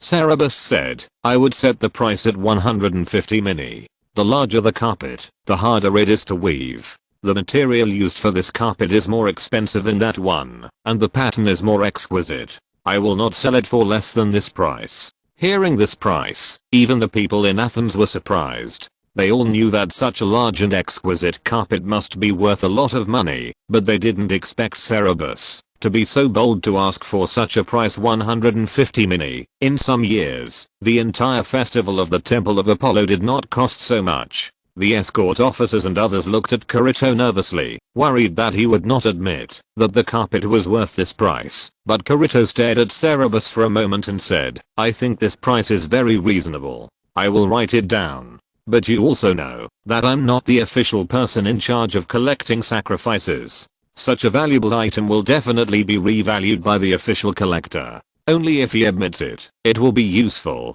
Then he wrote down the number on the papyrus. The two escort officers exchanged glances with the priest Pusilax, stuffed a heavy purse into Kirito's hand, and said with a smile, "We understand that this carpet is a rare treasure. There is no second one in the world. But I'm afraid that some people do not know the value of it. If there really is such a person, please help us explain it."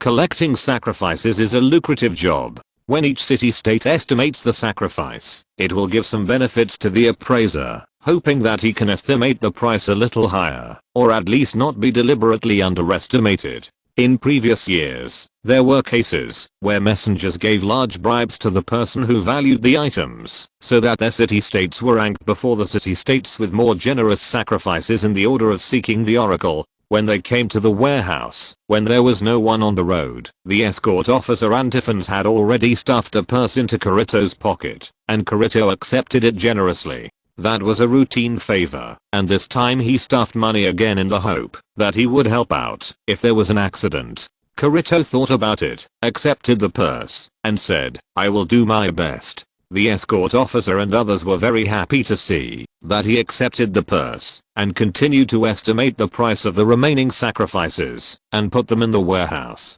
Kirito locked the door himself. The group returned to the temple. On the way, Antiphons asked Kirito, "Have the envoys from Thebes and Corinth arrived?" Kirito replied, "They have all arrived. The envoy from Thebes arrived 2 days earlier than you, and the envoy from Corinth also arrived today." Antiphons asked again, "What sacrifices did the Thebans offer this year?" Kirito smiled and complimented, "Their sacrifices are not as rich as those of Athens. Athens has become increasingly wealthy and powerful in recent years. This year, only the Spartans can rank ahead of you in seeking the oracle." Chapter 117 Gray and Pearl, fix some minor bugs. In the stable of the inn, Fido finished brushing Black Hawk's fur and went to brush Gray's beautiful smoky gray fur. Gray stood proudly with his head held high, a head taller than the other horses. No other horses dared to approach him, including Black Hawk. Fido smiled and said to him, while brushing his fur, "So proud, Gray. You were not like this when Cerberus brushed your fur." Gray had been taken care of by Cerberus himself since he was a child. As long as he had time, he would feed and brush his fur without asking anyone else. In front of Cerberus, Gray liked to act like a spoiled child. He didn't pay much attention to anyone other than Cerberus, even Fido, who often took care of him when Cerberus was too busy. Fido was 20 years old this year, with broad shoulders and thin waist, handsome appearance, and every move was very elegant. No one who saw him would ever guess that he was once a slave. The handsome young man brushing the beautiful horse was a beautiful picture, and many people were peeking. When he and Cerberus walked into the inn, they caused a lot of amazing discussions. At this time, people kept pretending to pass by near the stable, or simply came to take care of the horses, looking for opportunities to talk to him. Fido was not an arrogant person. He talked to people while brushing the horses. When someone asked about their origins, he told them the truth. He knew that Cerberus planned to do business here, so he praised his own goods. After brushing the horses, he had already made appointments with several people to go and see the goods. Just as he was about to leave with his people, a tall and burly young man stopped them, pointed at Gray, and asked in a stiff and somewhat impolite tone, "Are you selling that horse?" Fido looked at him in surprise, shook his head and said, "This horse is not for sale. This horse is my master's horse." Cerberus had returned Fido's freedom a long time ago, but he still insisted on calling Cerberus master to the outside world. The young man took out a pearl bracelet from his bosom and said, "I'll trade this with you." Each pearl on that string was the size of a little finger, crystal clear and round, shining brightly. When it was taken out, several people exclaimed, "Zeus, Apollo."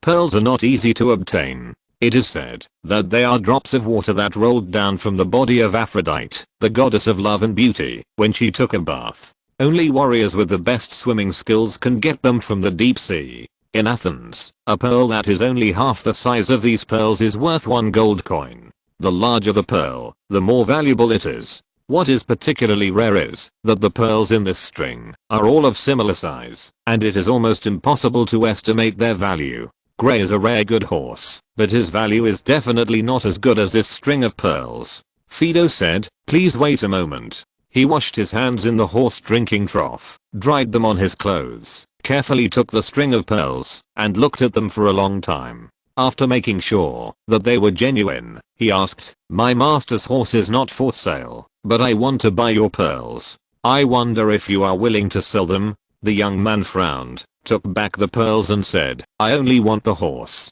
Fido said sincerely, "The price will surely satisfy you. It is a loss for you to exchange pearls for a horse. Even my master's horse is not as expensive as your pearls. It is more cost effective for you to sell the pearls to me and use the money to buy a horse." The young man shook his head and said, "I saw no better horse than this one at the market. I don't want money, I only want a horse." Fido took out his purse, pulled out a few exquisite new owl coins to show him, and said, "Look, I will buy your pearls with such coins. I'm willing to pay 4,000 drachmas. Or you can want gold coins." Fido took out the owl coins, and the onlookers were already a little agitated. When he quoted the price, people were even more excited. He immediately offered a high price of 4,000 drachmas for a string of pearls, and he used owl coins, which were excellent goods in themselves. I really don't know how powerful his owner is. The market price of an ordinary adult horse is only about 1,000 drachmas, and the price of the grey horse can't exceed 3,000 drachmas, no matter how good it is. Fido was unwilling to exchange the grey horse with the young man. More than one of the people watching nearby was thinking about exchanging it with their own good horses. Even if it is not as good as the grey horse, it is worth it to add some money or even give an extra horse. I think the young man will not refuse. But I didn't expect Fido to be so bold in making such an offer. I didn't expect the young man to still shake his head and say, "I'm a Spartan. What's the use of gold and silver coins? I just want horses." The Spartan city-state only circulated iron coins, and the law prohibited the use of gold and silver coins. The young man really didn't use much gold and silver coins. This time, the onlookers could not hold back. Several people rushed to say, "I also have a horse. Take a look at my horse. I'm willing to exchange it with you." The young man looked at the horses they pointed out one by one, but he didn't like any of them. Some people offered to exchange 2 or 3 good horses with him, but he didn't agree. The string of pearls was so rare that Fido didn't want to miss it. He asked, "What's your name? I can't decide on my master's horse, but maybe he will change his mind. Where can I find you?" The young man said, "My name is Nikias. I live in this inn, and will not leave until the end of the Apollo festival. If you want to find me, just tell the innkeeper, and he will notify me." Fido said, "Okay, my name is Fido. If you change your mind and want owl coins or other goods, you can come to me at any time." The young man nodded and left. Everyone immediately started talking. Some commented on the string of pearls, some complained that Fido's offer was too high. There were even people who followed Nikias with bad intentions and left, wanting to know which room he lived in. Facing the accusation, Fido just pretended to be stupid and said, "I think the pearls are worth this price. My master is always fair in doing business. If I deliberately lower the price, my master will be unhappy." Everyone didn't believe this at all, and everyone sneered. Who would be unhappy after buying good goods at a low price? Fido smiled and said, "If you don't believe it, why don't you go and see the goods we brought, and see if my price is fair?" Everyone laughed. The owl coins that Fido took out were indeed good things. They had planned to see them anyway, and the beautiful young man was so humorous that the unhappiness when buying pearls disappeared, and they really followed him to see the goods. Fido asked them to sit in the atrium of the inn and wait, and he went to the room to get the goods. Cerebus and others had not returned yet. The people who stayed in the inn had already eaten by themselves and took turns to guard the goods and luggage. Fido took a small box of owl coins and a scale and asked someone to help him move a few carpets and went to the atrium together. After arriving at the courtyard, Fido first spread out the carpet. As soon as the carpet was spread out, everyone nearby was attracted. Fido said, "Everyone, please come and touch its texture. It is as soft as clouds. Look at how realistic its pattern is, and its colors. The red one looks like pomegranate flowers, the green one looks like olive leaves, the black one looks like acorns. All are dyed with the best dyes. This is a carpet from the Marcutalus family in Athens, made of real materials and the best craftsmanship. The Queen of Persia used our carpets, and the Egyptians also came to Athens to buy our carpets as tribute to the king. The carpets of the Marcutulas family are famous in various city-states, but many people have never seen them. After looking at them one by one, they asked him to quote a price. Fedor quoted a high price. Someone who used to sell carpets shouted, "It's so expensive. Young man, I bought a carpet of the same size as yours, and the price was only half of yours. Didn't you say that your master was very fair in doing business? This price is not fair at all." Fedor said, "Is its quality as good as ours? It also uses such good wool, such good pigments, and has such good weaving skills."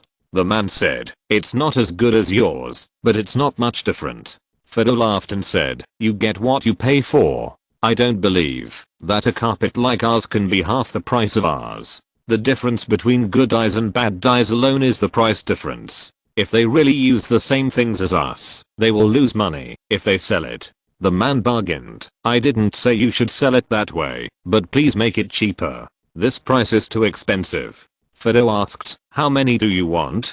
The man said, "3. Fedor said, "I'll give you 3 drachmas off each." The man said, "Your expensive items are no different from not getting a discount. Make it cheaper, young man." Fedor said, "It can't be cheaper. Take another look first." After that, he opened the small box containing the owl coins and asked, "Some people wanted to exchange owl coins just now. I brought them here. Who wants to exchange?" The brand new and exquisite coins were dazzling, and several people gathered around in an instant, looking at the coins and wanting to exchange them. This time, Fedor gave a very fair price, based on the different qualities of the coins they brought to exchange, and the small box of owl coins was exchanged soon.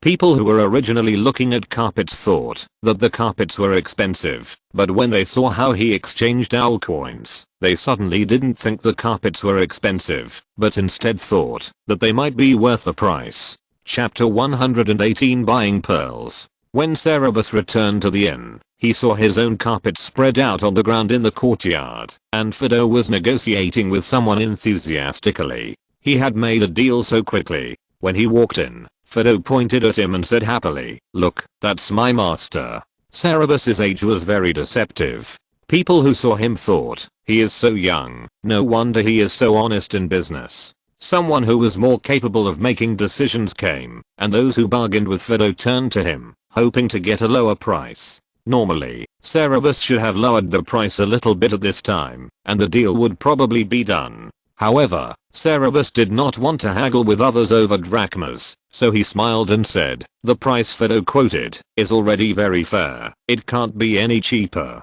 But I believe you all brought goods to Delphi. Why don't you take them out and let him see? If he has something he likes, wouldn't it be more profitable for both of us?" Fedor was a little surprised. He had only worked in Prato in recent years. This time when he came to Delphi, Cerberus wanted to set up a base here and wanted him to be the person in charge, so he let him learn about the carpet business for a while in advance. But the Marcutulas family did not do other businesses, and he had never been involved. Cerberus suddenly asked him to barter with other merchants, and he didn't know what Cerberus wanted. Cerberus patted him on the shoulder and left. Several merchants actually went to get their goods for Fedor to choose. Fedor thought about it and carefully selected only some goods that were more popular in Athens and easy to transport. After a lot of negotiation, the deal was finalized, and he returned to the room. Cerberus was eating there. Seeing him come back, he smiled and said, "What did you exchange, Fedor?" Fedor showed him the goods he had exchanged and said, "You said it too suddenly. I wasn't prepared at all. I only exchanged the safest things." Cerberus praised, "Very good. I didn't expect the business to develop so quickly. I had planned to go to the market these few days to have a look. In the future, if someone is willing to exchange goods for carpet business, you can exchange them. You should plan whether these things will be shipped back to Athens or how to ship them." Fedor said, "Not only carpets, but we also exchanged a small box of owl coins today. At this rate, we should be able to clear out the things we brought soon. It would be a pity to go back empty-handed. Shipping goods is another business. But there was an opportunity that enabled today's business to be done. I went to the stable to brush the horses, and a customer took a fancy to your grey and wanted to exchange it with you for a pearl bracelet. There are 18 pearls this big on that bracelet. He gestured to compare the size. Cerberus was a little surprised and said, grey won't change. How are the pearls? Feder said, they are in great condition, almost all of them are perfectly round, and the luster is very good. Do you remember that 4 years ago Theban bought a pearl necklace in Athens for 10 talents of gold? I have seen that necklace, and the beads are not even 2/3 the size of this bracelet. Cerberus asked, is he willing to accept the gold and silver transaction? Feder shook his head and said, I offered him 4,000 drachmas, but he didn't agree. He lives in this inn. You can go and see his pearls, and if you like them, you can talk to him. I think that string of pearls can be bought at a profit, even if it costs 2,000 drachmas. Cerberus put down the bread with great interest and asked Feder to take him to see the man. He would not return to Athens for a short time after leaving this time. After Plato settled down in Delphi, he planned to continue to travel far away, doing business while traveling. Pearls are light and easy to carry, valuable, and very popular, which is an ideal commodity. By this time, the news that Nicias had a string of very fine pearls in his hand and wanted to exchange them for a fine horse had spread, and many people came to show him horses, even many people who did not live in the inn. It was easy for Fido and Cerberus to find him, because the people who brought horses to show him blocked the door of the inn. Some of these horses were good horses, but none of them were as good as Cerberus's grey. The origin of grey was somewhat legendary. 3 years ago, a Thracian horse dealer came to Athens and brought Grey and his mother. Grey's mother was a very beautiful female Arabian horse, all white, and when she ran, it seemed as if her 4 hooves did not need to touch the ground, but were flying on the wind. According to the horse dealer, he went through Persia and went to the land of the Scythians who wore pointed hats and were good at raising horses, and bought them with all his wealth. The Scythians valued their horses very much, and their horses were the best in the world. Even the Persian emperor wanted to get their horses. But the Scythians were very rich. Their land was rich in gold and copper. Even their horse gear, weapons, clothes, and utensils were decorated with gold. It cost a lot to buy their horses. The horse dealer used all his property to buy a horse, and could not afford a second one. However, he was unwilling to give up. He used his only remaining gem ring to bribe the slaves who herded horses for the Scythian king, and let the mare mate with the Scythian king's best stallion before leaving. After the mare became pregnant, the horse dealer was reluctant to sell it. He raised it carefully until the foal was 1 year old before selling it. Cerberus originally wanted to buy both the mare and the foal, but the horse dealer refused to sell the mare. Cerberus suspected that he wanted to find another good horse for this one. The horse dealer offered a very high price at the time, asking for 3 times the price of a good adult horse for a foal. Cerberus still bought it without blinking, and even felt that it was worth it. The knight-level citizens of Athens all had horses at home, and he himself had bought a horse when he learned horsemanship and chariot driving from the Olympic champion. That horse was considered a good horse for the Athenians. It was fast and strong, calm, and able to carry loads. It was an excellent draft horse, but Cerberus was not very satisfied. He preferred hot-blooded horses. He had raised Rasa horses in his previous life, and recognized at a glance that both the mare and Grey were excellent Arabian horses. Therefore, when the horse dealer offered a high price for Grey and no one in Athens was interested in it, and he was ridiculed by many people, he resolutely bought it. Athenians preferred draft horses, that is, cold-blooded horses that can pull carts, and thought that horses like Grey were flashy and impractical. Cerberus bought Grey because of his mother's beautiful appearance, like a woman who pursues appearance without paying attention to reality, and was also ridiculed by many people. Grey grew up and became more outstanding than his mother. When he ran, he was really light as the wind blows through his 4 hooves. When he was only 3 years old, no horse in Athens could compare to him. People gradually admitted that Cerberus was right and that Grey was indeed a good horse, but they still did not think that Grey was worth such a high price. I don't know if Leonidas was just a blind cat that hit a dead mouse or a real horse expert. Nicias didn't like any of the horses that were brought. When everyone left, Feder took Cerberus to him and said, "Nicias, this is my master Cerberus, the owner of the Grey horse. Nicias took out the pearls directly, handed them to Cerberus, and asked, "Are you willing to exchange them with me?" The sparkling pearl bracelet looked even more crystal clear on his rough palm. Cerberus picked up the pearls and looked at them. It was indeed as Fedus said, the quality was very good, and it was considered a rare treasure in this era, when pearls could not be artificially cultivated. However, no matter how precious something was, he could not let him exchange it with Gray. Cerberus shook his head and said, "I won't trade my horse. Can I buy your pearls with money? I'm willing to pay 4,500 drachmas. 4,500 drachmas could buy 6 good draft horses, but Nicias still shook his head. "No, I just want the horse." Cerberus said, "Even if you bring me 10 more strings of pearls like this, I will not trade my horse with you. No one in Delphi will bid higher than me. Why don't you take the money and buy other good horses when you come across them? This will be more beneficial to you." Nicias took the pearls back, looked him over, and asked, "I'm a Spartan. I don't need gold and silver. I just want a good horse. Why should I first exchange the pearls for heavy gold and silver, and then use the gold and silver to buy a horse? Pearls are more convenient for me." Cerberus was startled, then laughed and said, "Nicias, my horse was bought from the Scythians by a horse dealer. How many horse dealers would go to the Scythians to sell horses? If you want to wait, I don't know how long you will have to wait. Pearls are not like gems and gold and silver. Pearls will turn yellow over time and become less and less valuable. By then, even if you have a good horse, your pearls may not be bought for even a drachma. Wouldn't it be safer for you to sell it to me now and take the gold and silver back to buy horses?" Nicias looked down at the pearls and asked, "Will it turn yellow?" The owner of the inn had been watching the excitement at the door. He must be an acquaintance of his. Hearing this, he replied, "Yes, Nicias, if you want to save it to exchange for a horse, I advise you to change it into money. Pearls are difficult to preserve. The longer they are, the more yellow they become. They will indeed become less and less valuable." Nicias wavered. Cerberus invited him to the courtyard to drink and bargain. In the end, he bought the string of pearls for 4,600 drachmas. Nicias wavered.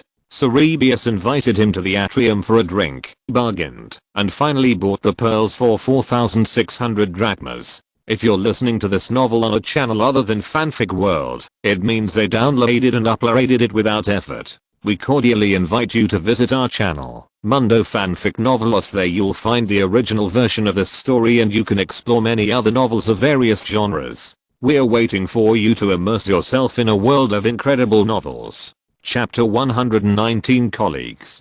Cerberus brought 10 talents to Delphi this time, a total of 15,000 owl coins. For this batch of owl coins, the mint worked day and night and broke hundreds of bronze coin molds. The casting method of owl coins is to place the silver blank between a pair of yin and yang bronze molds and hit the molds with a heavy hammer to form the coins. This casting method causes great wear and tear on the molds. The bronze molds are expensive, and bronze itself is expensive. In addition, it requires blacksmiths to carve them out bit by hand, which is time consuming and laborious. The most skilled craftsman may not be able to carve a pair of molds in a day. The loss of hundreds of molds is not only distressing to the owner of the mint, but also Cerberus. Cerberus has suggested to the owner of the mint to improve the casting method more than once, because this casting method is both wasteful, highly dependent on manpower, and limited in output, which is really the biggest limitation for him to expand his business territory.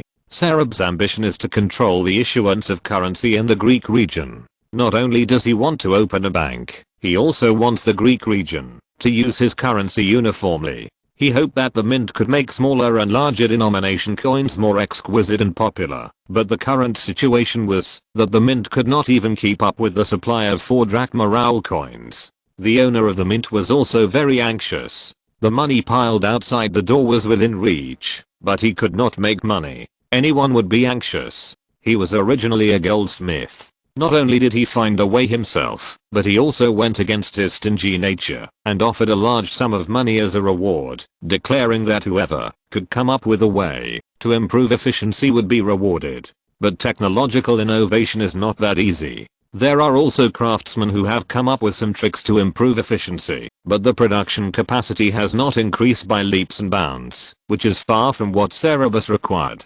Cerberus tried to come up with a way to solve this problem himself, but he really had no knowledge of metal smelting and casting in his previous life. He vaguely remembered that ancient China used a method called lost wax method to cast bronzeware. That method is to use wax as a mold, apply a mud shell on the outside, and wait for the mud shell to be fixed before heating it to melt the wax and pour in the molten metal. After the metal liquid cooled, the clay shell was broken, and the bronzeware was formed. He guessed that, since bronze could be cast in that way, silver, which has a lower melting point than bronze, should also be able to be cast. But he tried many times without success. First of all, wax was hard to find in Athens. Athenians usually used olive oil for lighting at night, not candles. Olive oil burns with bright flames, less black smoke, fresh smell, and can also repel mosquitoes. Some sorcerers even claim to be able to tell fortunes based on the flames. Candles do not have these advantages, so no one uses candles, and no one sells them. Cerberus tried to replace it with something else, such as butter or beeswax. But butter was too soft, expensive, and difficult to obtain, and no one knew what beeswax was. Cows were very precious livestock, and no one was willing to kill them except for large festivals. Cows killed at festivals would be shared on the spot by the people participating in the festival, and would not be sold. Not to mention butter, it was generally difficult to buy beef at the market. As for beeswax, Cerberus knew that beeswax was obtained from bees, but he had no idea how to obtain it. No one kept bees in this era. The honey in the market was sold directly after poking wild bee nests without further processing, so of course no one knew where the beeswax came from. Fortunately, Athens was a prosperous commercial city with many merchants. A merchant familiar with Cerberus brought back some wax from a distant foreign country for him and pressed it into a bronze coin mold. But there was a problem in the next step. Not all kinds of clay can be used to apply the wax mold. The patterns on the owl coin are very delicate, and clay with a less delicate texture cannot present those patterns. This should not be a problem. Athens is rich in pottery, and the clay used for pottery is very delicate. Cerberus went out of his way to buy the best clay, but for some reason the clay shell always cracked when it was burned. Cerberus found a potter to come up with a solution to this problem, but the next problem arose. The silver liquid was poured into the clay shell, and the coins formed after cooling were extremely rough and bumpy, which was not at all the exquisite appearance he imagined. This time, Cerberus really didn't know where the problem was. He and the silversmith tried repeatedly, but the coins they made always had bubbles and sandholes, and some even deformed, and the silver became soft or brittle. The owl coin was popular because of its exquisiteness. Such coins were not competitive at all. However, although his experiment failed, the silversmith who helped him with the experiment seemed to think it was a direction and had not given up. He continued to improve the method and continue the experiment. Cerberus was an amateur and did not continue to waste time in areas he was not good at, but promised that the silversmith could bear all his experimental expenses, and if he succeeded, he would give him a large bonus. The technology has not yet been broken through, and the production of owl coins is limited. Leonidas hopes that the coins he will exchange for are light and easy to carry. After Cerberus discussed with him, he paid him with gold coins. In Delphi, the recent exchange rate of gold to silver is 1:13, and Cerberus paid him more than 300 drachmas of gold. However, although he paid Leonidas with gold coins, the owl coins he brought to Delphi were almost exchanged in a few days. He asked a few people to go back to Athens to get the owl coins back. He and Phaedo stayed in the town, continuing to do business, while taking time to look around. He wanted to see what the town was like, what business the local residents were doing, and what business the foreign merchants were doing. He observed for a few days, and felt that the town was generally not xenophobic, and rarely saw the behavior of blatantly bullying outsiders. It might be because this was the territory of the Temple of Apollo, and the priests had some control over this aspect. Most of the residents of the town were engaged in hotel and restaurant business, while foreign merchants were engaged in all kinds of business, bringing a wide variety of goods. Many of them were very powerful big merchants with large quantities of goods. Cerberus also found an opportunity to deal with his peers. The gold coins he paid to Leonidas were exchanged from the gold and silver shop.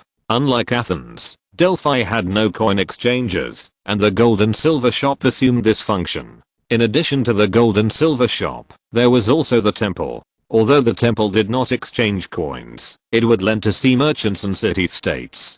Given that they would definitely have business conflicts in the future, he wanted to know how these colleagues operated. The Temple of Apollo had priests who were specifically responsible for business operations, who were in charge of how the sacrifices received by the temple were sold, and to whom they were lent.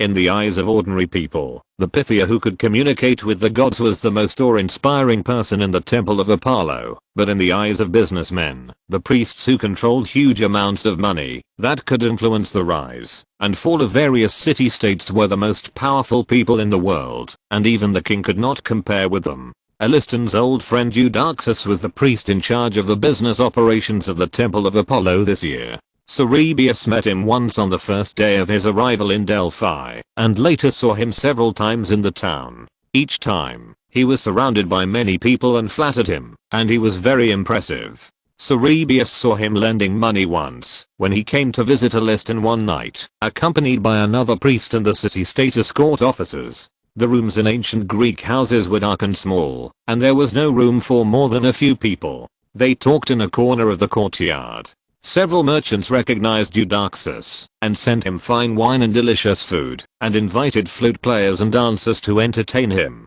They flattered him in every possible way. Eudoxus was flattered and agreed to a merchant selling olive oil to expand his business. After the merchant left in ecstasy, Aliston smiled and asked Eudoxus, "You agreed so soon, and you don't want his guarantee?" Eudoxus said, "As long as Poseidon doesn't get angry and overturn his ship in the sea, the olive oil business will not lose money. No one dares to come to the Temple of Apollo to defraud loans, so why do I need his guarantee?" Aliston was speechless. When Cerberus heard the words "no one dares to come to the Temple of Apollo to defraud loans," he couldn't help but feel great envy of the influence of the temple. If Plato could also have such a great influence, even if the casting technology could not be broken through, he could unify the currency of the Greek world. He could directly popularize paper money across generations. After this incident, Cerberus studied the Temple of Apollo carefully and found that it had many inherent advantages in the financial industry. First of all, let's not talk about its influence. The fact that no one dares to defraud it of loans alone can make all lenders envious. Secondly, it has abundant capital and often does not require guarantees. Finally, under normal circumstances, its interest rate is lower than that of its peers. These advantages are destined to make it impossible for almost no peers to compete with it. Gold and silver shops outside Delphi generally have lending businesses, but here they can only buy and sell gold and silver jewelry and exchange coins. All those who need loans will first go to the Temple of Apollo, and only those who really cannot borrow from the temple will come to them. Usually, they find some extremely risky and unreliable businesses. Gold and silver shops have to take great risks to make money. It is not easy for Plato to gain a foothold in Delphi. After investigating the competitors and finding that the competitors are too powerful and cannot be competed for a while, Cerberus quickly decided to adjust the focus of the business here. In Delphi, it will temporarily only focus on exchanging coins and remittances in other places, and will not compete with Delphi head-on in lending. Chapter 120 Prophecy, Correction of Typus. The day before the sun god festival, the Temple of Apollo announced the order of the city-states seeking the oracle this year. As expected, Athens ranked second, only after Sparta. The Theban messenger exploded on the spot and said angrily, "Impossible." The Corinthian messenger was also very surprised. Every year, there are disputes over the ranking of city-states. The Temple of Apollo is very experienced in resolving them, and immediately announced the sacrifice of Athens. The huge carpet of Apollo killing the giant python shocked most people speechless, and the Theban messenger was speechless for a moment. But after a while, he still raised an objection. This carpet is indeed rare, but the valuation of 150 minas is not reasonable. It is too high. Who would spend so much money on a carpet? The priest of the Temple of Apollo asked, "Then how much do you think this carpet is worth?" The Theban messenger said, "I think it is worth at most 50 minas. If it is valued at 50 minas, Athens will be ranked after Thebes and Corinth." This time, Athens was anxious and said, "This is too despicable. It is just to snatch Athens' rank. Try to buy the same carpet with 50 minas. I don't believe you can buy it. A few years ago, we sold a carpet to the Queen of Persia. It was only 4/5 of this one, and not as exquisite as this one, but it was sold for 1 talent. The larger the carpet, the harder it is to weave. It is absolutely reasonable to value this carpet at 150 minas." The Theban envoy resolutely refused to admit this value, and the Athenian side refused to give in. The two sides argued, and the priest of the temple of Apollo finally said, "In this case, then we will ask the famous merchants in the town to appraise the price. We will ask merchants who have nothing to do with Thebes and Athens to appraise the price. Please do not have any objections to the price, determined by the merchants." The envoys from Athens and Thebes agreed. The priest of the temple of Apollo quickly invited 5 merchants from the town.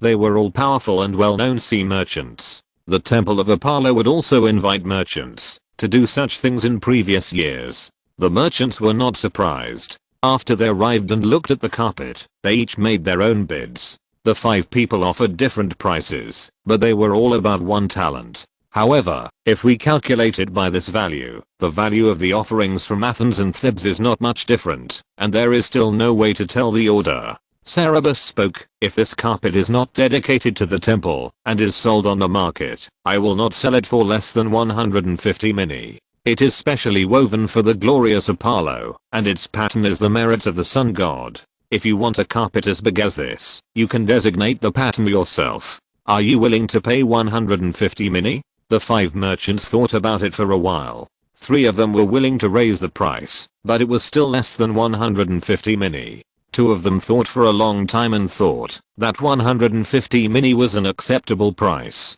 This time, the Theban envoy had nothing to say. Although he was angry, he could only accept that seeking the oracle ranked after Athens. No one noticed that after the Theban envoy accepted the result, 2 merchants secretly exchanged glances with the Apollo temple priest Charito, who was in charge of the storage of Athenian sacrifices, and the person who evaluated the value. The next day was the day of the Apollo festival.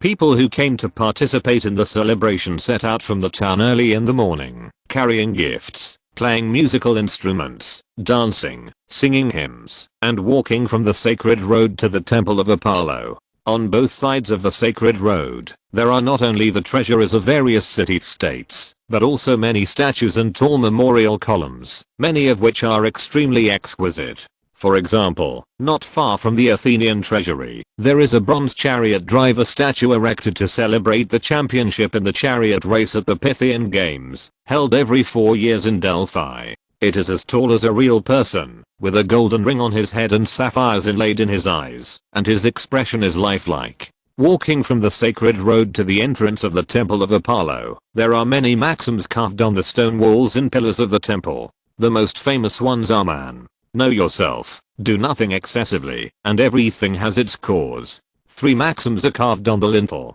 In addition, there are "Obey the will of God, abide by the law, be filial to your parents, use the law to solve problems," and many others. There are even urging marriage, "Have plans to get married." After people arrived at the temple and offered sacrifices to Apollo, those who sought oracles waited to go to the Pythia to seek oracles, and the rest of the people participated in various competitions in the stadium in front of the temple, including running, wrestling, discus throwing, gymnastics, etc. There were also singing competitions and musical instrument competitions. Dramas were also performed in the theater near the stadium. Athens ranked second, and Cerberus and others were waiting in front of the altar. Sparta was the first to seek oracles. Their messenger led a goat, and wore a wreath made of laurel branches on his head. The priest of the Delphic temple scooped water from the bubbling Kona spring, and poured it on the goat. The goat shivered with cold. The priest nodded. The Spartan messenger, who had been expressionless before, breathed a sigh of relief. Aliston whispered to Cerberus, "If the goat does not shiver, it is a bad omen, and we cannot seek the oracle." Cerberus was staring at the spring in a trance. He nodded to him in gratitude, and asked in confusion, "Aliston, the temple smells so good. What is that smell?" Cerberus noticed the last time he came to the temple. There was a sweet smell everywhere in the temple of Apollo. Cerberus thought they were burning spices, but when the priest scooped water just now, he found that the fragrance seemed to be coming from the spring. The holy spring was clear and there was nothing in the water. Moreover, the pool was large, and it was running water. It was not impossible to make such a large pool of water so fragrant, but the cost was imaginable. Cerberus could not understand the meaning of doing this, and could not tell what kind of spice it was. Aliston smiled mysteriously and said, "This is a miracle granted by Apollo, the fragrance of the spring water of Kona. The miracle of this holy spring is more than this, you will see later." Another priest and the escort officers all showed mysterious smiles, and Cerberus was aroused by their curiosity. A priest of the temple of Apollo dragged the goat with its fur wet by water to the altar and slaughtered it, and another priest took the Spartan envoy into the inner hall of the temple. Ariston winked at the Athenian escort officer who was also leading the goat. The escort officer handed the rope to Cerberus, pointed to the holy spring, and said with a smile, "Cerberus, you go." Cerberus walked over with the goat. The priest beside the holy spring also watered the goat, watched the goat fight, and smiled at Cerberus, saying, "A good omen. Your city-state will definitely have good luck this year, beautiful boy." Cerberus was numb to the words that said about his appearance. He thanked him, and walked back to the altar with the goat. The priest who slaughtered the goat was very skilled. After a while, he skinned the previous goat, separated the meat and internal organs into a pile, and took the one in his hand. Cerberus and his party also entered the inner temple. In the middle of the inner temple, there was a huge ivory statue of Apollo, with a golden coat and gemstones as decorations, sacred and solemn. Next to the statue of Apollo, there are wooden statues of his mother, the goddess of the night, Leto, and his sister, the goddess of the moon, Artemis, also decorated with gold. Around the three statues are many offerings made by people, including gold and silver utensils, gemstones, ivory, exquisite embroidered robes, everything. There are also many tall three-legged racks, made of wood, copper, silver, and gold, with different materials and workmanship, and no one knows what they are used for. After entering the inner hall, Ariston and others looked very pious and serious. After paying tribute to the statue, they stood aside in silence, and did not talk to each other. Cerberus was surprised to find that the Spartan envoy was not in the inner hall, but seeing the performance of Ariston and others, he did not ask any questions. There were also priests in the inner hall, but they ignored them. They stood and waited for a while, and suddenly there was a sound of footsteps in a corner of the inner hall. Cerberus looked in the direction of the sound, and found that there was an entrance on the ground there, and the Spartan envoy walked up from the entrance. The Spartan envoy was followed by a priest, who waved to Cerberus and his party, saying, "Please come over." Ariston and several others walked over, brushed shoulders with the Spartan envoy, and walked down from the entrance into a basement. This was a large basement. Although olive oil lamps were lit in the four corners, the light was still very dim. There were several people in the basement. 3 of them were old women with grey hair, but dressed in the clothes of young girls, and 2 male priests, one of whom was Ariston's good friend Eudoxus. Seeing Ariston, the 2 exchanged smiles.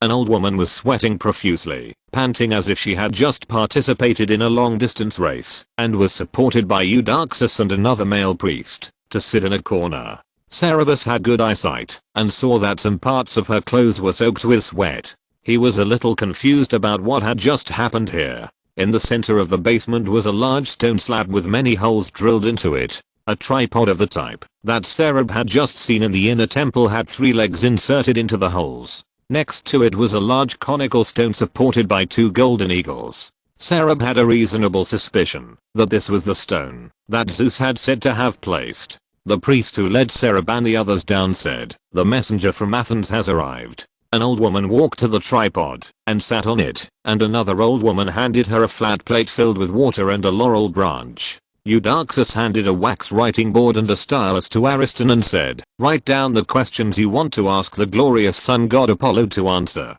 Ariston handed the wax board and stylus to the escort officer, who was the person who could ask questions on behalf of the city-state on this visit to Delphi. The questions written by the escort officer should be the questions that the city-states often ask at this time, which roughly means, will everything go well for Athens this year? Eudoxus read the question aloud, and the old woman sitting on the tripod drank a mouthful of water from the flat plate and closed her eyes. The sweet fragrance in the basement was stronger than outside. After smelling it for a while, Cerberus felt a little confused and even a little floating. He suddenly became alert and wondered if the smell had a hallucinogenic effect. The old woman suddenly swayed her body wildly and shouted hoarsely some vague and incomprehensible words. Ariston and several others looked at her in awe, and Eudoxus and another male priest listened very carefully. The old woman shouted for a long time, and after she finished shouting, the male priest said, Pythias said, "Lucky Athenians, your good luck will continue this year. The goddess of luck will still favor you, and the goddess of wealth will still favor you.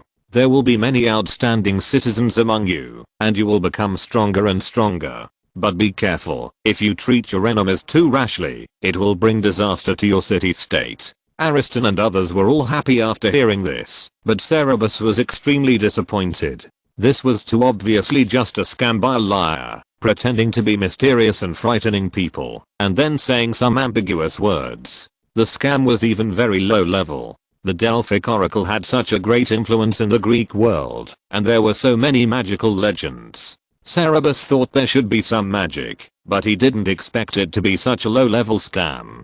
He concealed his expression and turned to leave with Ariston and others. The hoarse voice of the priestess sounded behind him again, this time in a language that everyone could understand. 1,000 years later, visitor, arrogant Narcissus, when the land of the Greeks is trampled by the enemy, you will decide whether they will all become slaves, or whether the vast empire will no longer be glorious. Cerberus turned back in horror. Chapter 121. Conversation in the Temple of Apollo. This chapter does not include Cerberus. Please buy with caution. Ariston and the others turned around in surprise. The priestess had her eyes closed and fell off the tripod with a thud. Eudoxus and another male priest hurried to help her and found that she had lost consciousness. Ariston and the others hurried back and stood aside in panic, not knowing what to do. After the Pythias made the prophecy, they gave another prophecy. The content of the prophecy was so difficult to understand and terrible, and it was spoken directly in the Attic dialect of the Athenians. And it seemed that something happened after it was spoken. These were things that had never happened before. Eudoxus could not wake up the priestess and said to the other male priest with a serious expression, "I will send her upstairs. You continue to preside over the ceremony, and I will send someone down to replace me." The priest nodded, looked at Ariston and the others with an incomprehensible look, and finally stopped at Cerberus. Eudoxus picked up the priestess and stepped onto the stone steps of the exit. Ariston followed him and asked, "Eudoxus, what does the prophecy behind the Pythia mean? Why is it spoken in our Attic dialect?" Eudoxus stopped on the steps, turned his head, and looked down at everyone, and finally his sharp eyes stopped on Cerberus' face, and said meaningfully, "We have a guest with an extraordinary origin here, and Apollo wants to talk to him in person. As for the meaning of the oracle, the god has told you directly in the Attic language, and we can't explain it anymore." Ariston also looked at Cerberus thoughtfully and stopped asking. The unconscious priestess was carried out of the basement. The messengers and priests who were waiting inside and outside the temple to seek the oracle were very surprised and surrounded her to ask the reason. Eudoxus did not explain, but asked one person to call a doctor, and asked another person to go to the basement to replace him. He told the messengers that the ceremony would continue and would not be delayed, and carried the priestess to the room where she lived. Ariston and his party left the temple on their own when no one was paying attention. The priestess room was in the back hall, which was also dim and small. Several people followed Eudoxus there. Eudoxus put the priestess on the bed and asked them to leave because too many people were not good for the patient. No one could see the storm hidden under his seemingly calm appearance. No one knew what the Oracle of Delphi was like better than Eudoxus. Although gods sometimes come to the world, it is too rare. There are too many mortals in the world who are eager to get guidance. At this time, they need the servants of the gods to use their wisdom to help those people. For example, the oracles that the city-states come to ask for at this time of year are generally written by themselves in advance and issued to the messengers in the name of the gods. Eudoxus did not feel guilty for pretending to be a god. The temple pays attention to every city-state in the Greek world, and even countries outside the Greek world and some individuals worthy of attention. It knows them much more than they know themselves. When they are confused and need guidance, the advice they give is usually objective and correct, and it is no different from asking the gods to give guidance. Of course, sometimes they will make some biased guidance for their own interests, or give ambiguous answers out of caution, but the gods will also act arbitrarily according to their moods, and their behavior is completely impeccable. But what happened just now shocked him. Eudoxus entered the temple of Apollo, and became a priest at the age of 16. It has been more than 30 years. He has never seen a miracle come to the world with his own eyes. When facing those people in Athens just now, he tried his best not to show a strange look. An old woman with a hunched figure and white hair, who looked at least 100 years old, but also dressed in a girl's clothes, came faster than the doctor. She walked to the bedside worriedly, to check on the priestess and asked, "What's wrong with Megara? What happened?" She was the oldest Pythia in the temple of Apollo. At her age, her body could no longer bear the burden of seeking oracles. Therefore, except for managing the priestesses in the temple of Apollo, she no longer participated in the ceremony. Pythia is a special title for priestesses in the temple of Apollo who can communicate with the gods and receive oracles. For some reason, they don't live long. In the past, young girls served as Pythia. For this reason, it was later changed to only old women over 40 years old. But even so, after serving as Pythia for a few years, old women often died of illness. Only this old woman was an exception. She was over 80 years old this year, so she had a very high status in the temple. Eudoxus told her what had just happened. After hearing this, the old woman trembled with excitement. This is a real oracle. Apollo has brought his glory to the world again. Arrogant Narcissus, the visitor from 1,000 years later, when the land of the Greeks is trampled by the enemy, you will decide whether they will all become slaves, or whether the vast empire will no longer be glorious. What does this mean? What does this mean? Eudoxus was silent for a while, and suddenly asked softly, "Is this really an oracle from Apollo?" The old woman was stunned and asked, What do you mean?" Eudoxus did not speak. But the old woman was already furious, and said sternly, "Eudoxus, you have been making up oracles at will for many years. Do you think the Pythia will do the same as you? What's the benefit of us making up such oracles?" The old woman has always been opposed to making up oracles. She believes that, if the gods want to give guidance to people, they will naturally send down miracles. She is very opposed to them acting arbitrarily in the name of gods. When he saw the old woman just now, Eudoxus could not help but have some doubts, but the old woman's words made sense. There was no benefit in making up such an oracle. The old woman became more and more angry. "A miracle has happened before your eyes, and you dare to doubt it?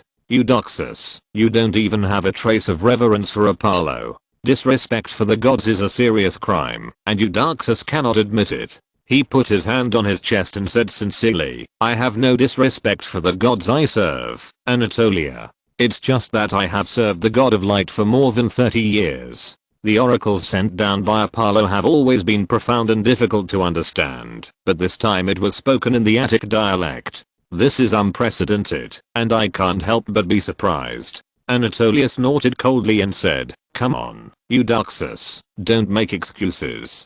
I know you have always believed that, after drinking the water of the holy spring, the Pythia did not communicate with the gods and talk to the gods, but just went crazy. In fact, it was because you couldn't decipher the oracle. Do you know that it is not uncommon for Apollo to speak the oracle directly through the mouth of the Pythia? About 50 years ago, King Croesus of Lydia came to Delphi for the second time, before attacking Persia to seek the oracle. Apollo once asked the Pythia to speak the language of the Lydians directly. If a mule becomes the king of the Medes, you, a Lydian with skinny legs, must flee along the rocky Hermus River. I witnessed this with my own eyes. Afterwards, Lydia was indeed destroyed by Cyrus, who was a hybrid of Persians and Medes. This is a real oracle, a revelation from Apollo, that something important is about to happen.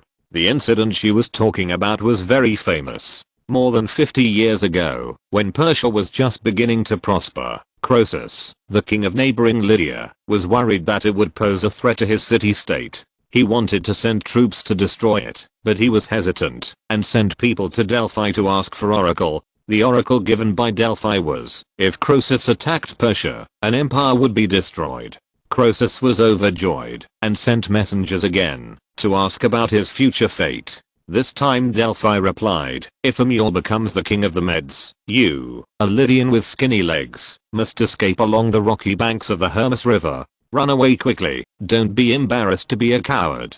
Croesus thought that a mule could not become the king of the Medes, so he would not lose, so he attacked Persia, but he did not expect that Persia would destroy his country and capture him. Cyrus, the king of Persia, was a mixed race of Persians and Medes, and people believed that mule was a metaphor for him. Eudoxus certainly knew about this, but he did not know the details of the second oracle. He originally thought that there was nothing special about this matter, and that the oracle was written by them. The first thing he learned, after being valued by the temple, was how to write an oracle that would not cause trouble. The ambiguous characteristics of the first oracle were too typical. But he didn't know how the second oracle came about, and he just thought that the predecessors had superb means. Anatolia didn't need to lie to him with such a thing. It turned out that the gods really had been watching the world. Eudoxus couldn't help but feel an indescribable awe at this time.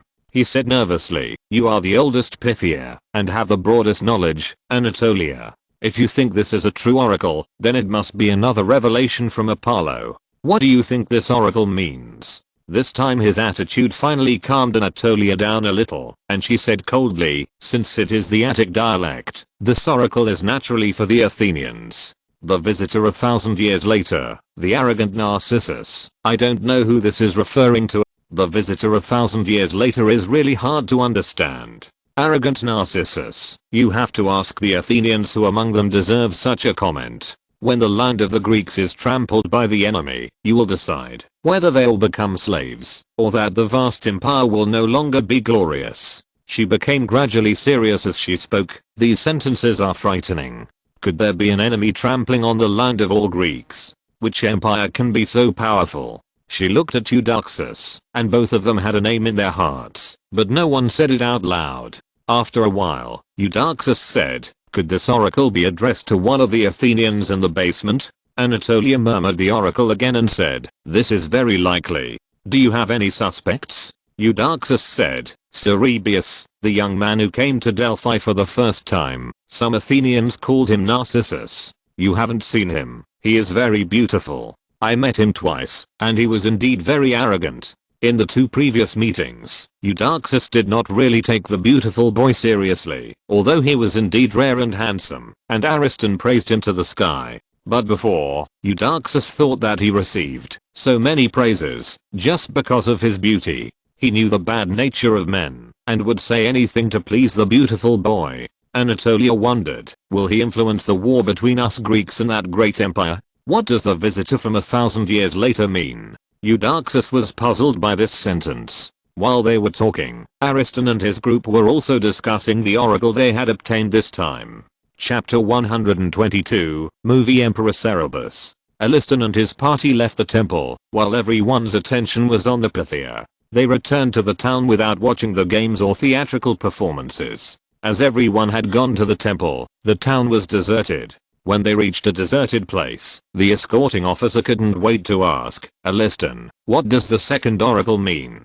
He glanced at Cerberus secretly. Not only him, but several of them had been secretly looking at Cerberus intentionally or unintentionally along the way. Even Ariston had glanced at him several times. Ariston said, I'm afraid it means that there will be powerful enemies trampling on our land in the future. He also looked at Cerberus and asked, Cerebius, a visitor from 1,000 years later, what do you think this sentence means? Cerberus's expression had been very confused, and he answered, I don't know. After a pause, he seemed a little scared and asked, Ariston, do you think this oracle is talking about me? I know someone calls me Narcissus behind my back, but I'm not arrogant. How can I decide the fate of the Greeks or any empire? When he said that he was not arrogant, Ariston and several others thought at the same time, you may have some misunderstanding about yourself. Cerberus didn't know what they were thinking. If he knew, he would definitely feel very wronged.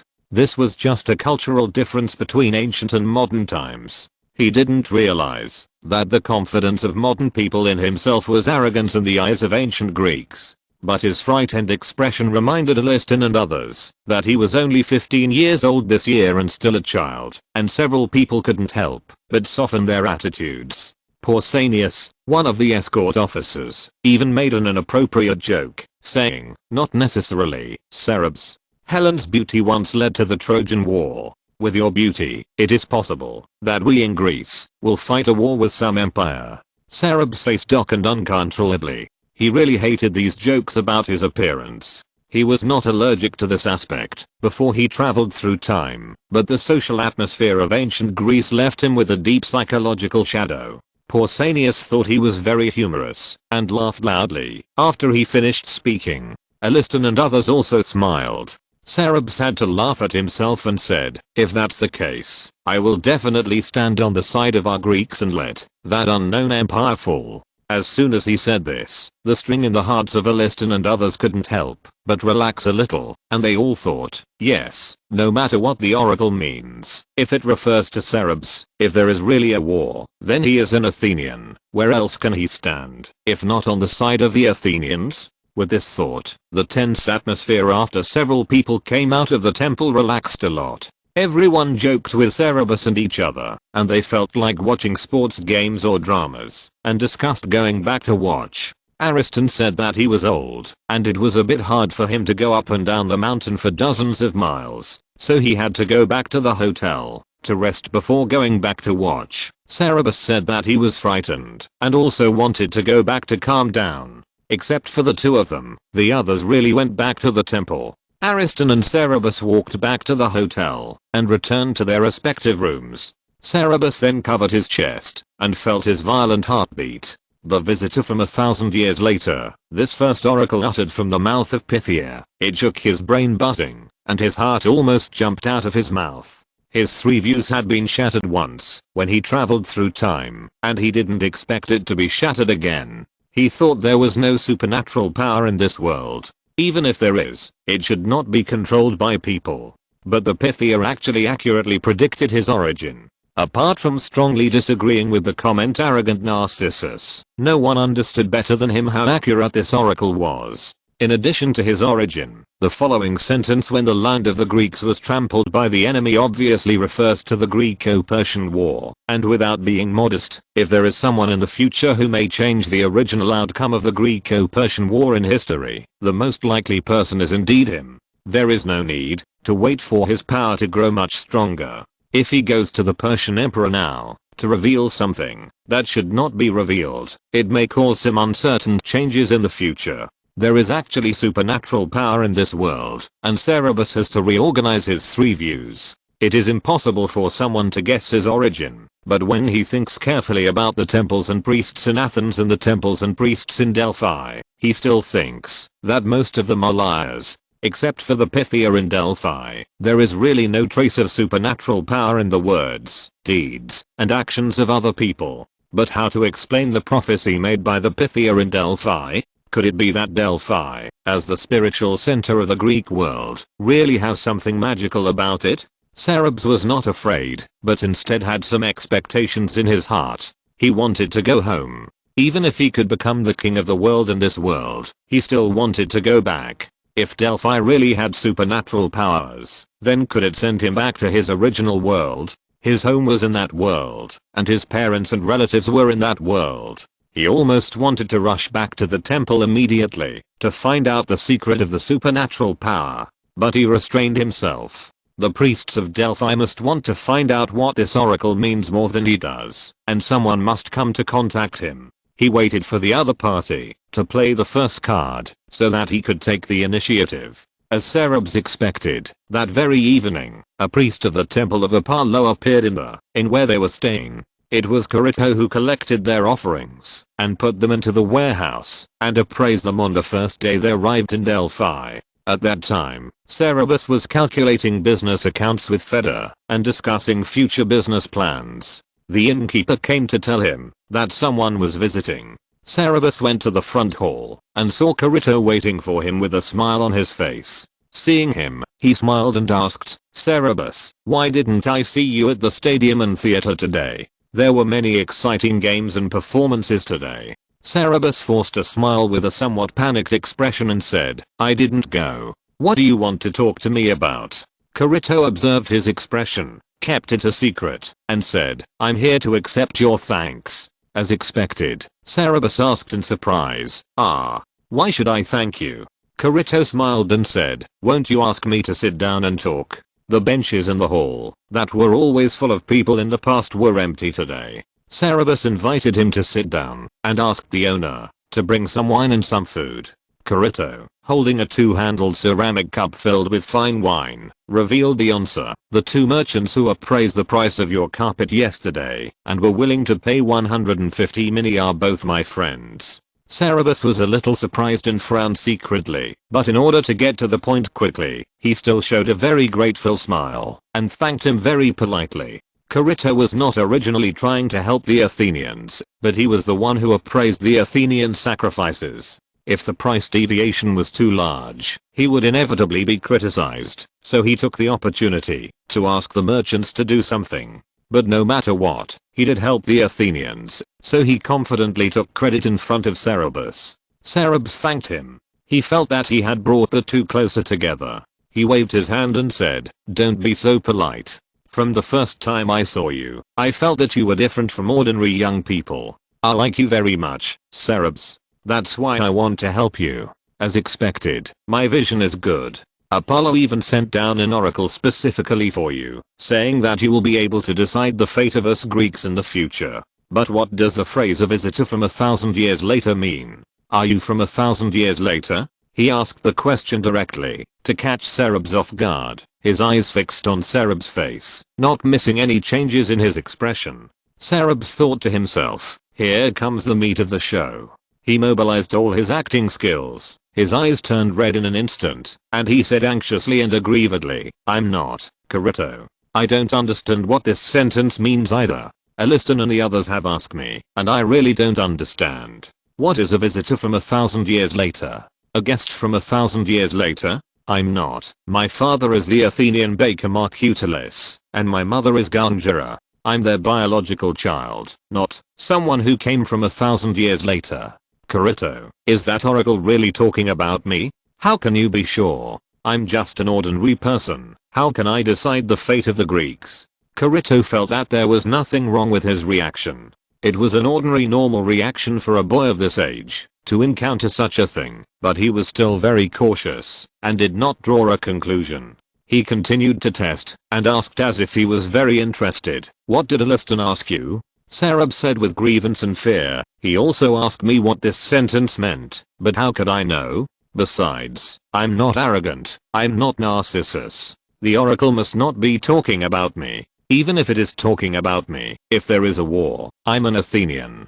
Who else can I stand on if not the Greek side?" Kirito tried to test him for a long time, but Cerberus insisted that he did not understand. He did not get anything out of the test and left. After sending him away, Cerberus wondered, who will come next? Chapter 123, Invitation from Delphi. In the second wave of temptation, Cerberus was called to the Temple of Apollo. The Temple of Apollo was highly respected in the Greek world, and Cerberus could not refuse its invitation. After arriving at the temple, he was first accompanied to visit everywhere, and then received by the important figures of the temple, including Eudoxus and Anatolia. It can be said that every brick and stone of the Temple of Apollo has a story. The priest who accompanied him on the tour was very eloquent and could tell a story about everything. He did not deny the shame of the temple, such as the magnificent front hall was built by the Cleisthenes family after the Pythia was bribed by the Cleisthenes family and issued a false oracle to the Spartan city-state.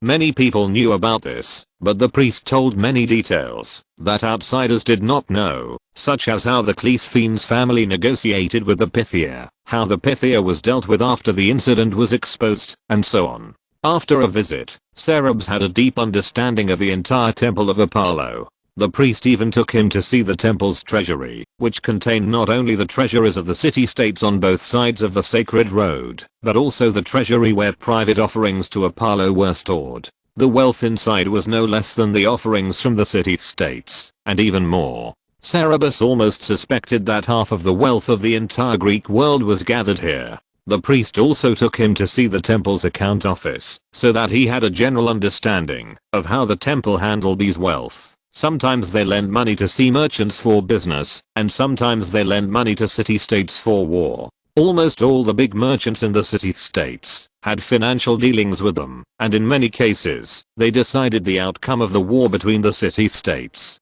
The priest said to Cerberus proudly, although the Spartans' bravery and military power are unmatched by any city-state, and the wealth of Corinth and Thebes is admired by everyone, in the secular world, we are actually the most powerful. Then, he took Cerberus to the door of a row of tall warehouses in the back hall and said, here is the reason why we can exercise authority on behalf of the gods in the world. After that, he made a gesture to invite him in. Cerberus walked into the warehouse, but he did not follow him in, but turned and left. Cerberus looked around, and saw that the warehouse was full of tall wooden shelves, and the shelves were full of clay tablets. If the shelves were not filled with clay tablets, but books, Cerberus would have thought it was a library. However, most books in this era were made of clay, and in fact, this place was probably indeed a library. Eudoxus was holding a clay tablet in his hand, standing in front of a shelf with several priests he had never seen before, and an old woman, talking about something.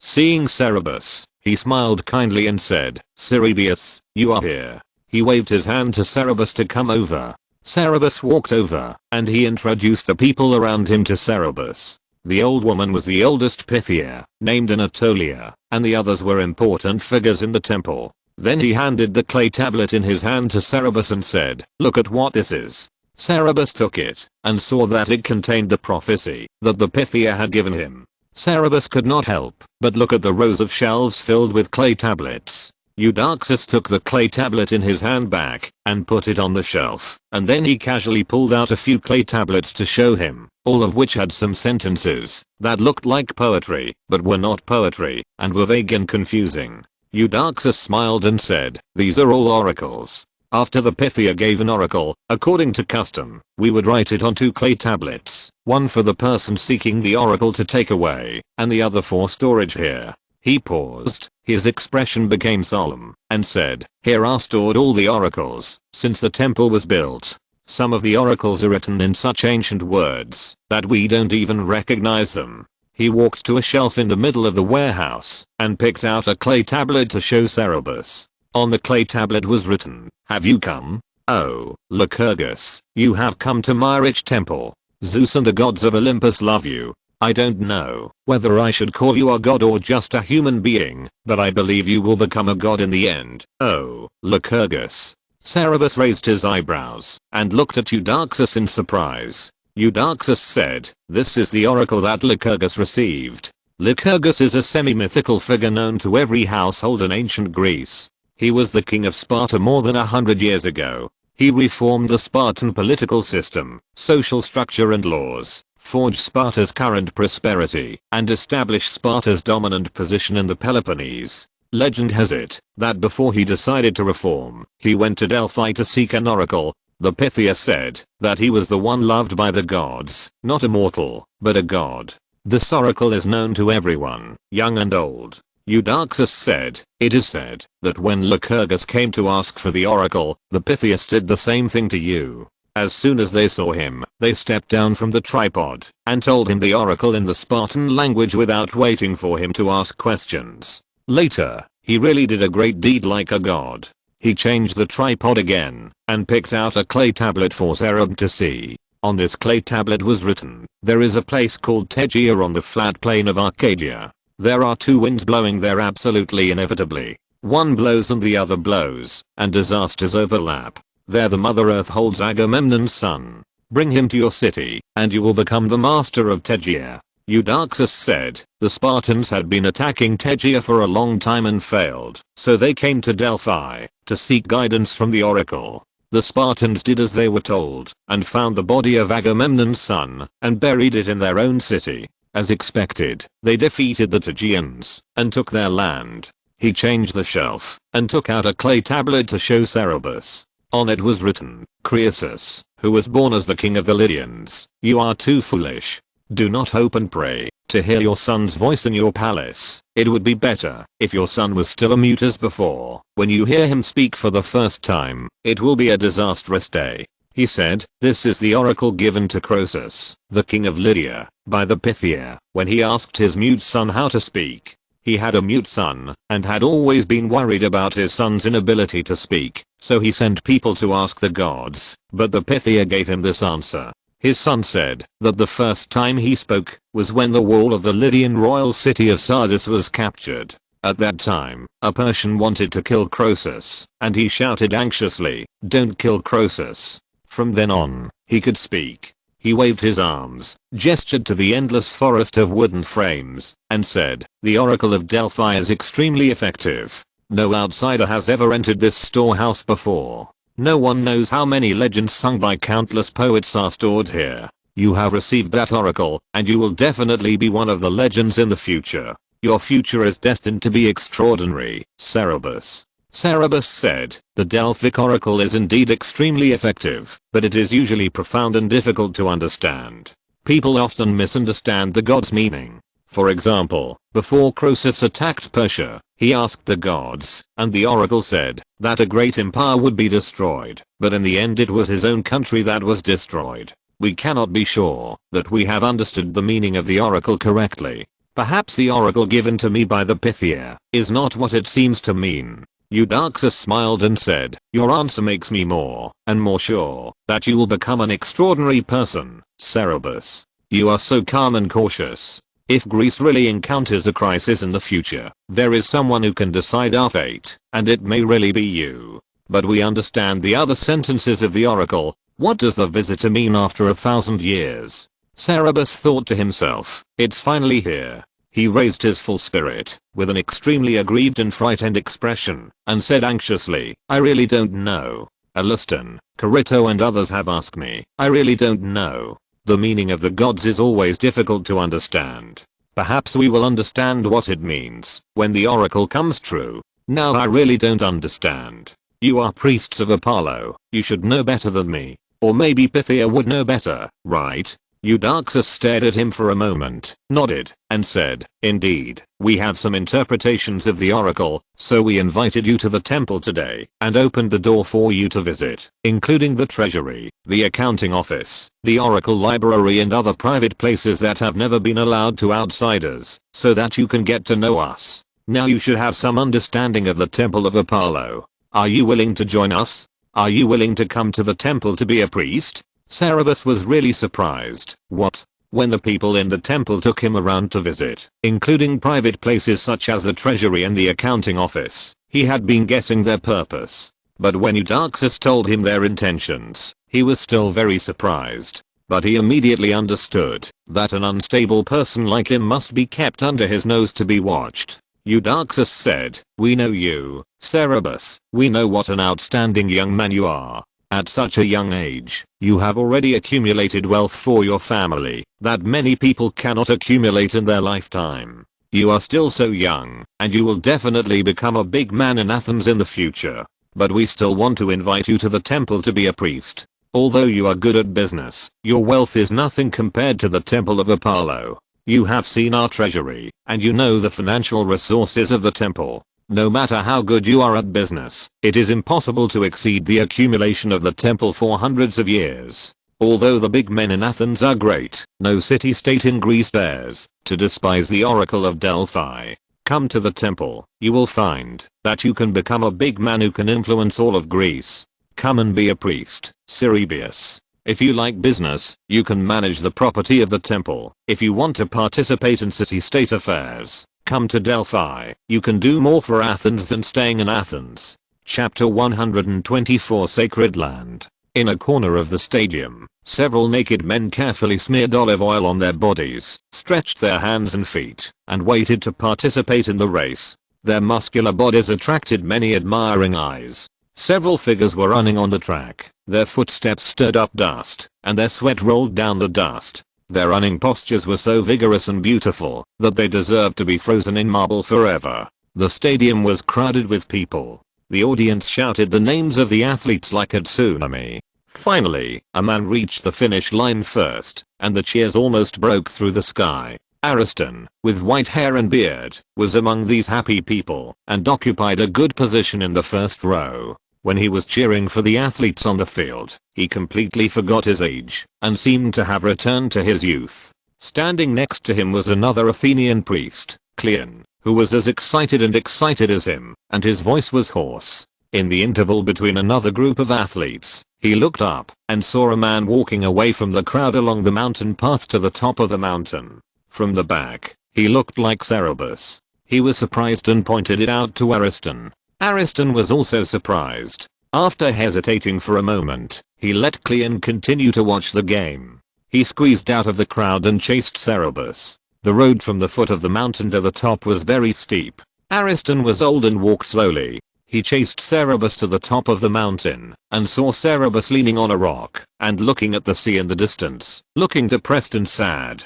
Ariston knew that the Temple of Apollo had invited him today. Many guesses flashed through his mind. He walked over with heavy steps and asked with a smile, "Cerberus, the game below is just right. Why don't you watch the game and come here alone?"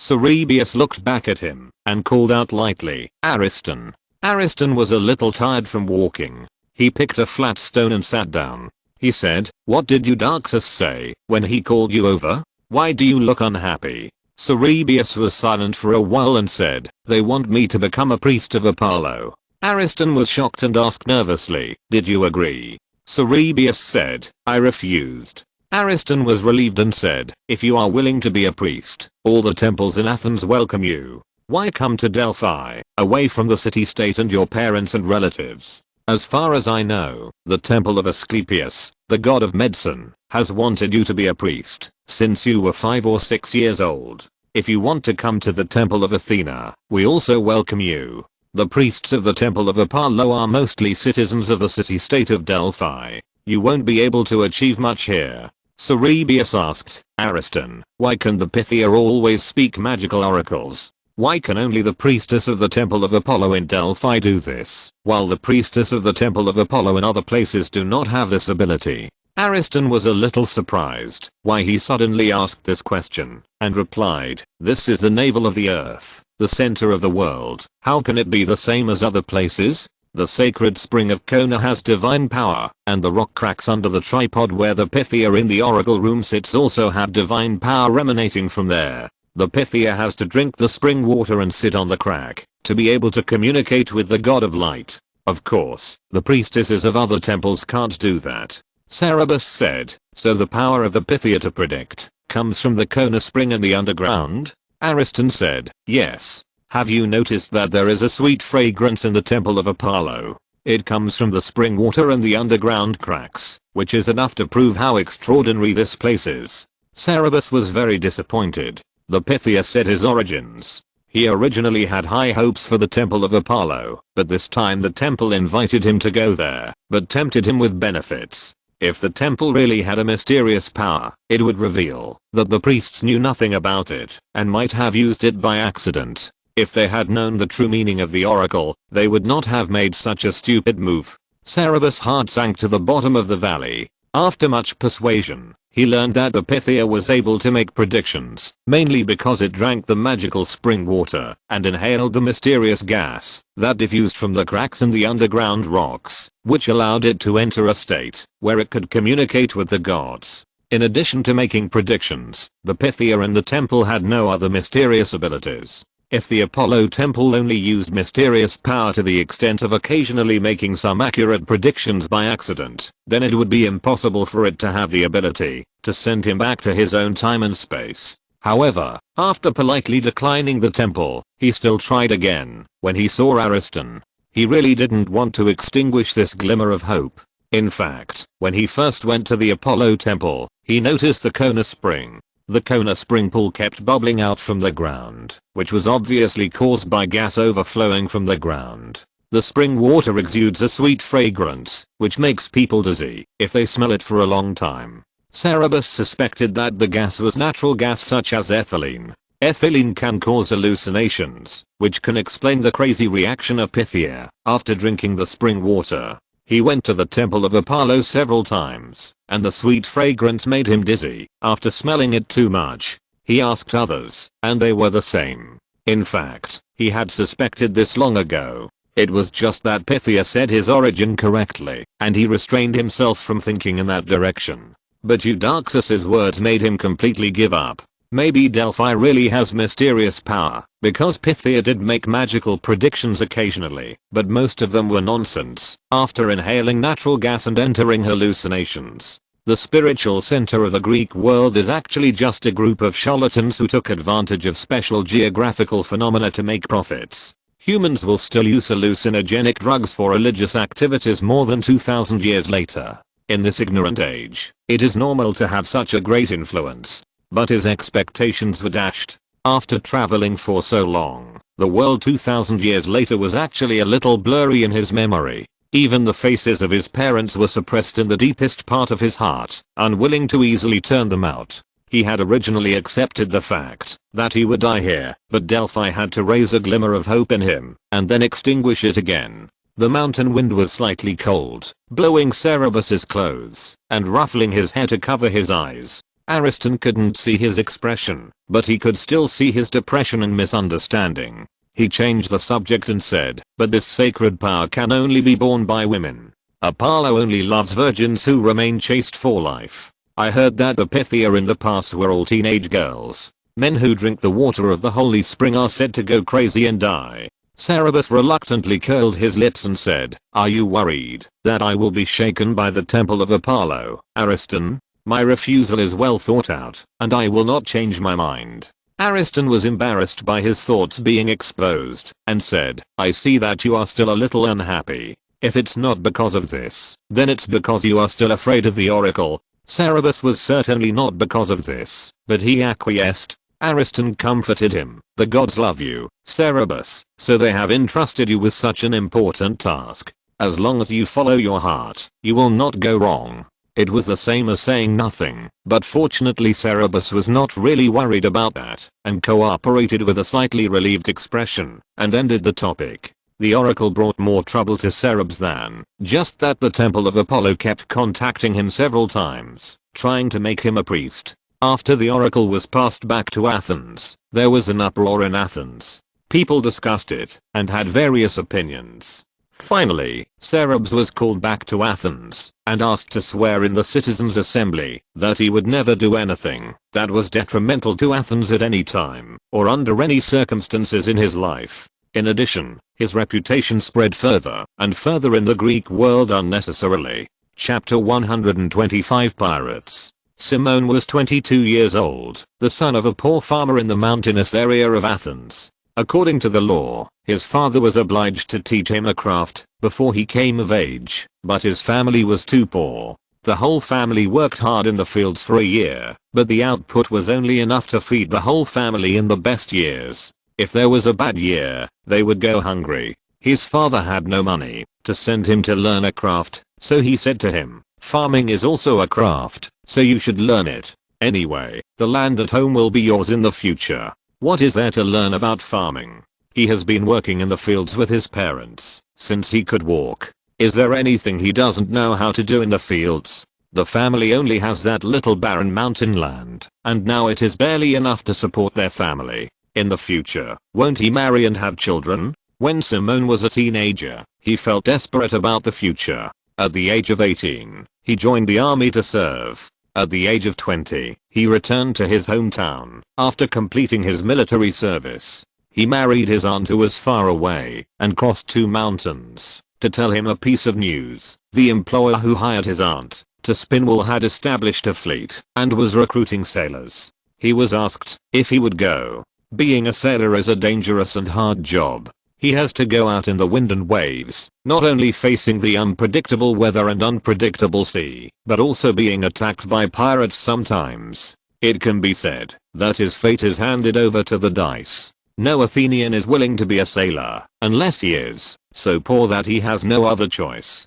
But he has no other choice now. He wants to go out and try his luck to see if he can find a way out for himself. He applied for a job as a sailor, and his employer was the famous son of God. Before boarding the ship, new sailors have to learn how to row on land for a period of time, how to listen to the ship's number and the various orders of the boatswain, the flute player, and the rowers, and then they can go to sea with the old sailors. After going to sea, the employer will not pay for a long time, just eat, and pay the old sailors when learning to row on shore. But the Son of God was different from other employers. He covered the cost of their rowing lessons, and paid them immediately after they went to sea. Although it was not much, as long as they passed the trial period of one sailing season, they would immediately receive the same generous salary as the old sailors. What was most difficult for seamen to understand, and what made all Greek sailors extremely envious was that all employers only paid sailors when they went to sea, but the Son of God also paid them money on days when they were not at sea. After going to sea, he also gave them a subsidy higher than their salary every day according to the number of days, and promised to take care of them, whether they were sick, injured or old. Is there a better employer in the world than this? All the sailors in Athens wanted to become his employees like crazy. These lucky people could hold their heads higher than other sailors when they went out. Simon was very grateful to his aunt for sending him the news, which changed his fate. If he could not become a sailor of the Son of God, he would probably have to work hard in the fields all year round like his father, and let the gods decide whether he could eat or starve. If he was lucky, he could marry a wife and have children to repeat his fate. If he was unlucky, he would die of hunger and cold, or become a slave. It all depended on fate. He was very glad to be an employee of the Son of God. He worked very hard, since he learned to row. All his partners were the same. There were so many people outside who were eyeing their positions. They were all afraid that better people would come and squeeze them out. Moreover, Kemeng was still holding back his energy. He didn't want to be just an oarsman. He wanted to be a lookout, a boatswain or even a captain in the future. The business of the Son of God was very big. The fleet was always expanding. It was not impossible. After he joined the fleet, he worked very hard. Not only did he work hard, but he also paid great attention to gaining the favor of the old sailors. After 2 sailing seasons, the boatswain finally began to let him learn to look out from the lookout. The old sailor sometimes let him look out alone for a while on a safer route. Whenever he stood alone on the bow deck at this time, he was extremely proud and focused. But he was a little absent-minded that day, glancing in the direction of the cabin from time to time. A few days ago, a big incident happened to their fleet. When a ship was returning from Corinth, it was attacked by pirates. All the cargo was robbed. The sailors also heard that only one person escaped and was seriously injured, and the rest were all killed.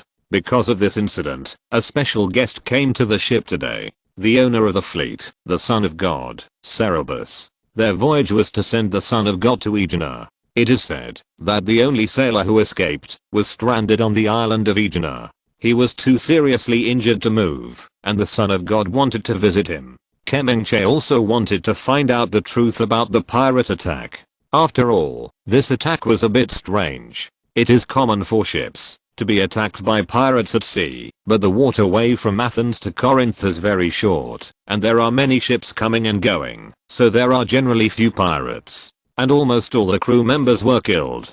Pirates usually don't do this. They either only rob things, or abduct people and sell them as slaves. There is no need to kill everyone. Simon heard a rumor that it was because the ship was carrying all the money from Prato in Corinth, but Simon felt that it didn't make sense. Even if it was all money, there was no need to kill all the crew members. But that was not what he cared about. What Simon was worried about was how he could perform in front of the Son of God on this voyage. If he could be appreciated by him, he would be rich. Simon knew that he was not the only one who thought so. Today, all the oarsmen rowed harder than usual, and even the boatswain glanced towards the cabin from time to time. It's not that they are heartless. Many of the crew members on the ship in the accident were known to them, and they might even be friends with some of them. How could they not be scared? But after the shipwreck, the Son of God immediately provided generous compensation to the families of the sailors who died, and promised that they could ask for help, no matter what difficulties they encountered in the future. He also adopted children without protection, and sent people to take care of the elderly who needed care. Even if they took care of their relatives themselves, they could not be more thorough. This immediately stabilized everyone's hearts and made them more devoted. There are risks in everything you do, but there is no better employer in the world than the Son of God. Just as Kemeng was thinking about how to win the favor of the Son of God while looking out, something he saw in the corner of his eye caught his attention. On a reef they passed by, several narrow black boats silently came out from behind, all without decks. Kemeng's scalp exploded with fear. Only pirate ships do not have decks. It took him a while to make a sound, and he pointed in that direction and roared, "See, pirates! There are pirates! There are pirates!" The sailors were in chaos, and several people rushed out of the cabin. One of them was a gray-haired old man. He looked at the size of the pirate ship in the distance, and immediately judged that the situation was not favorable to his side, and shouted, "Calm down. Turn the rudder and row back with all your strength. Those who are not rowing, take up weapons." 5 people stand on each side of the ship to protect the rowers, 2 people at the bow, and 2 people at the stern to protect the ship. Going to sea is a dangerous thing. Every sailor is equipped with weapons. Kemeng has served in the military. Although he has not officially been on the battlefield, he has received training after all. He went under the deck to take out his own weapons and felt a little relieved. His weapons are a spear and a dagger. Most of the weapons on the ship are spears and daggers. There are also sailors who use maces. They are all equipped by the Son of God. They are of high quality and very sharp. On the contrary, the few people brought by the Son of God did not bring spears, but only daggers. But it didn't matter. There were extra spears and harpoons on the boat. Several people took spears and harpoons respectively and protected the Son of God in the middle. One look at their postures showed that they were definitely very skilled. The Son of God also took a spear and said calmly, "No need to protect me. Go protect the boat. If the boat is sunk, it's useless to protect me." The old man said, "Too many people can't stand on the side of the boat. We will be in the middle to provide support and help wherever help is needed." They were driving a paddle boat mainly for carrying people and cargo. The hull was relatively heavy. Now there was no wind on the sea and the sails could not be hoisted. The speed of paddling alone was not as fast as the black boat. In just a few words, they were almost caught up, and they could already see the faces of the people on the opposite boat. The old man shouted loudly, "Who are the people on the opposite boat? Are they pirates? We are citizens of Athens. We don't have any cargo on board, and we don't have any property you want. If you don't believe me, please look at the waterline." Standing at the bow of the leading black boat was a man with a thick upper body. His muscles were bulging, and he was holding a heavy sword in his hand. There was a big scar on his face that ran diagonally across half of his face. Looking at it, one could not help but wonder if his head was almost split in half when he was just injured. The scar ran across one of his eyes, and the eye was blind. He looked like the leader, grinning. "No property? Then leave the beautiful young man on your ship.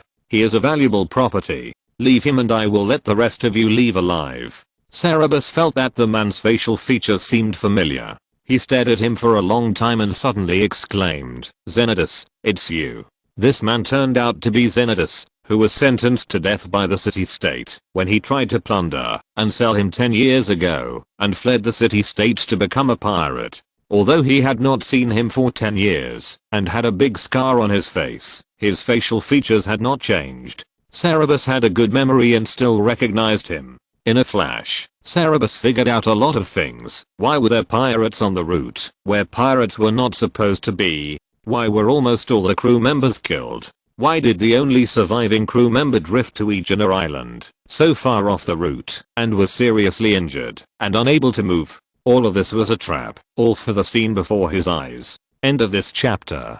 Thank you very much for reaching the end. Don't forget to like. Looking for more exclusive content and immediate access? Subscribe to our Patreon.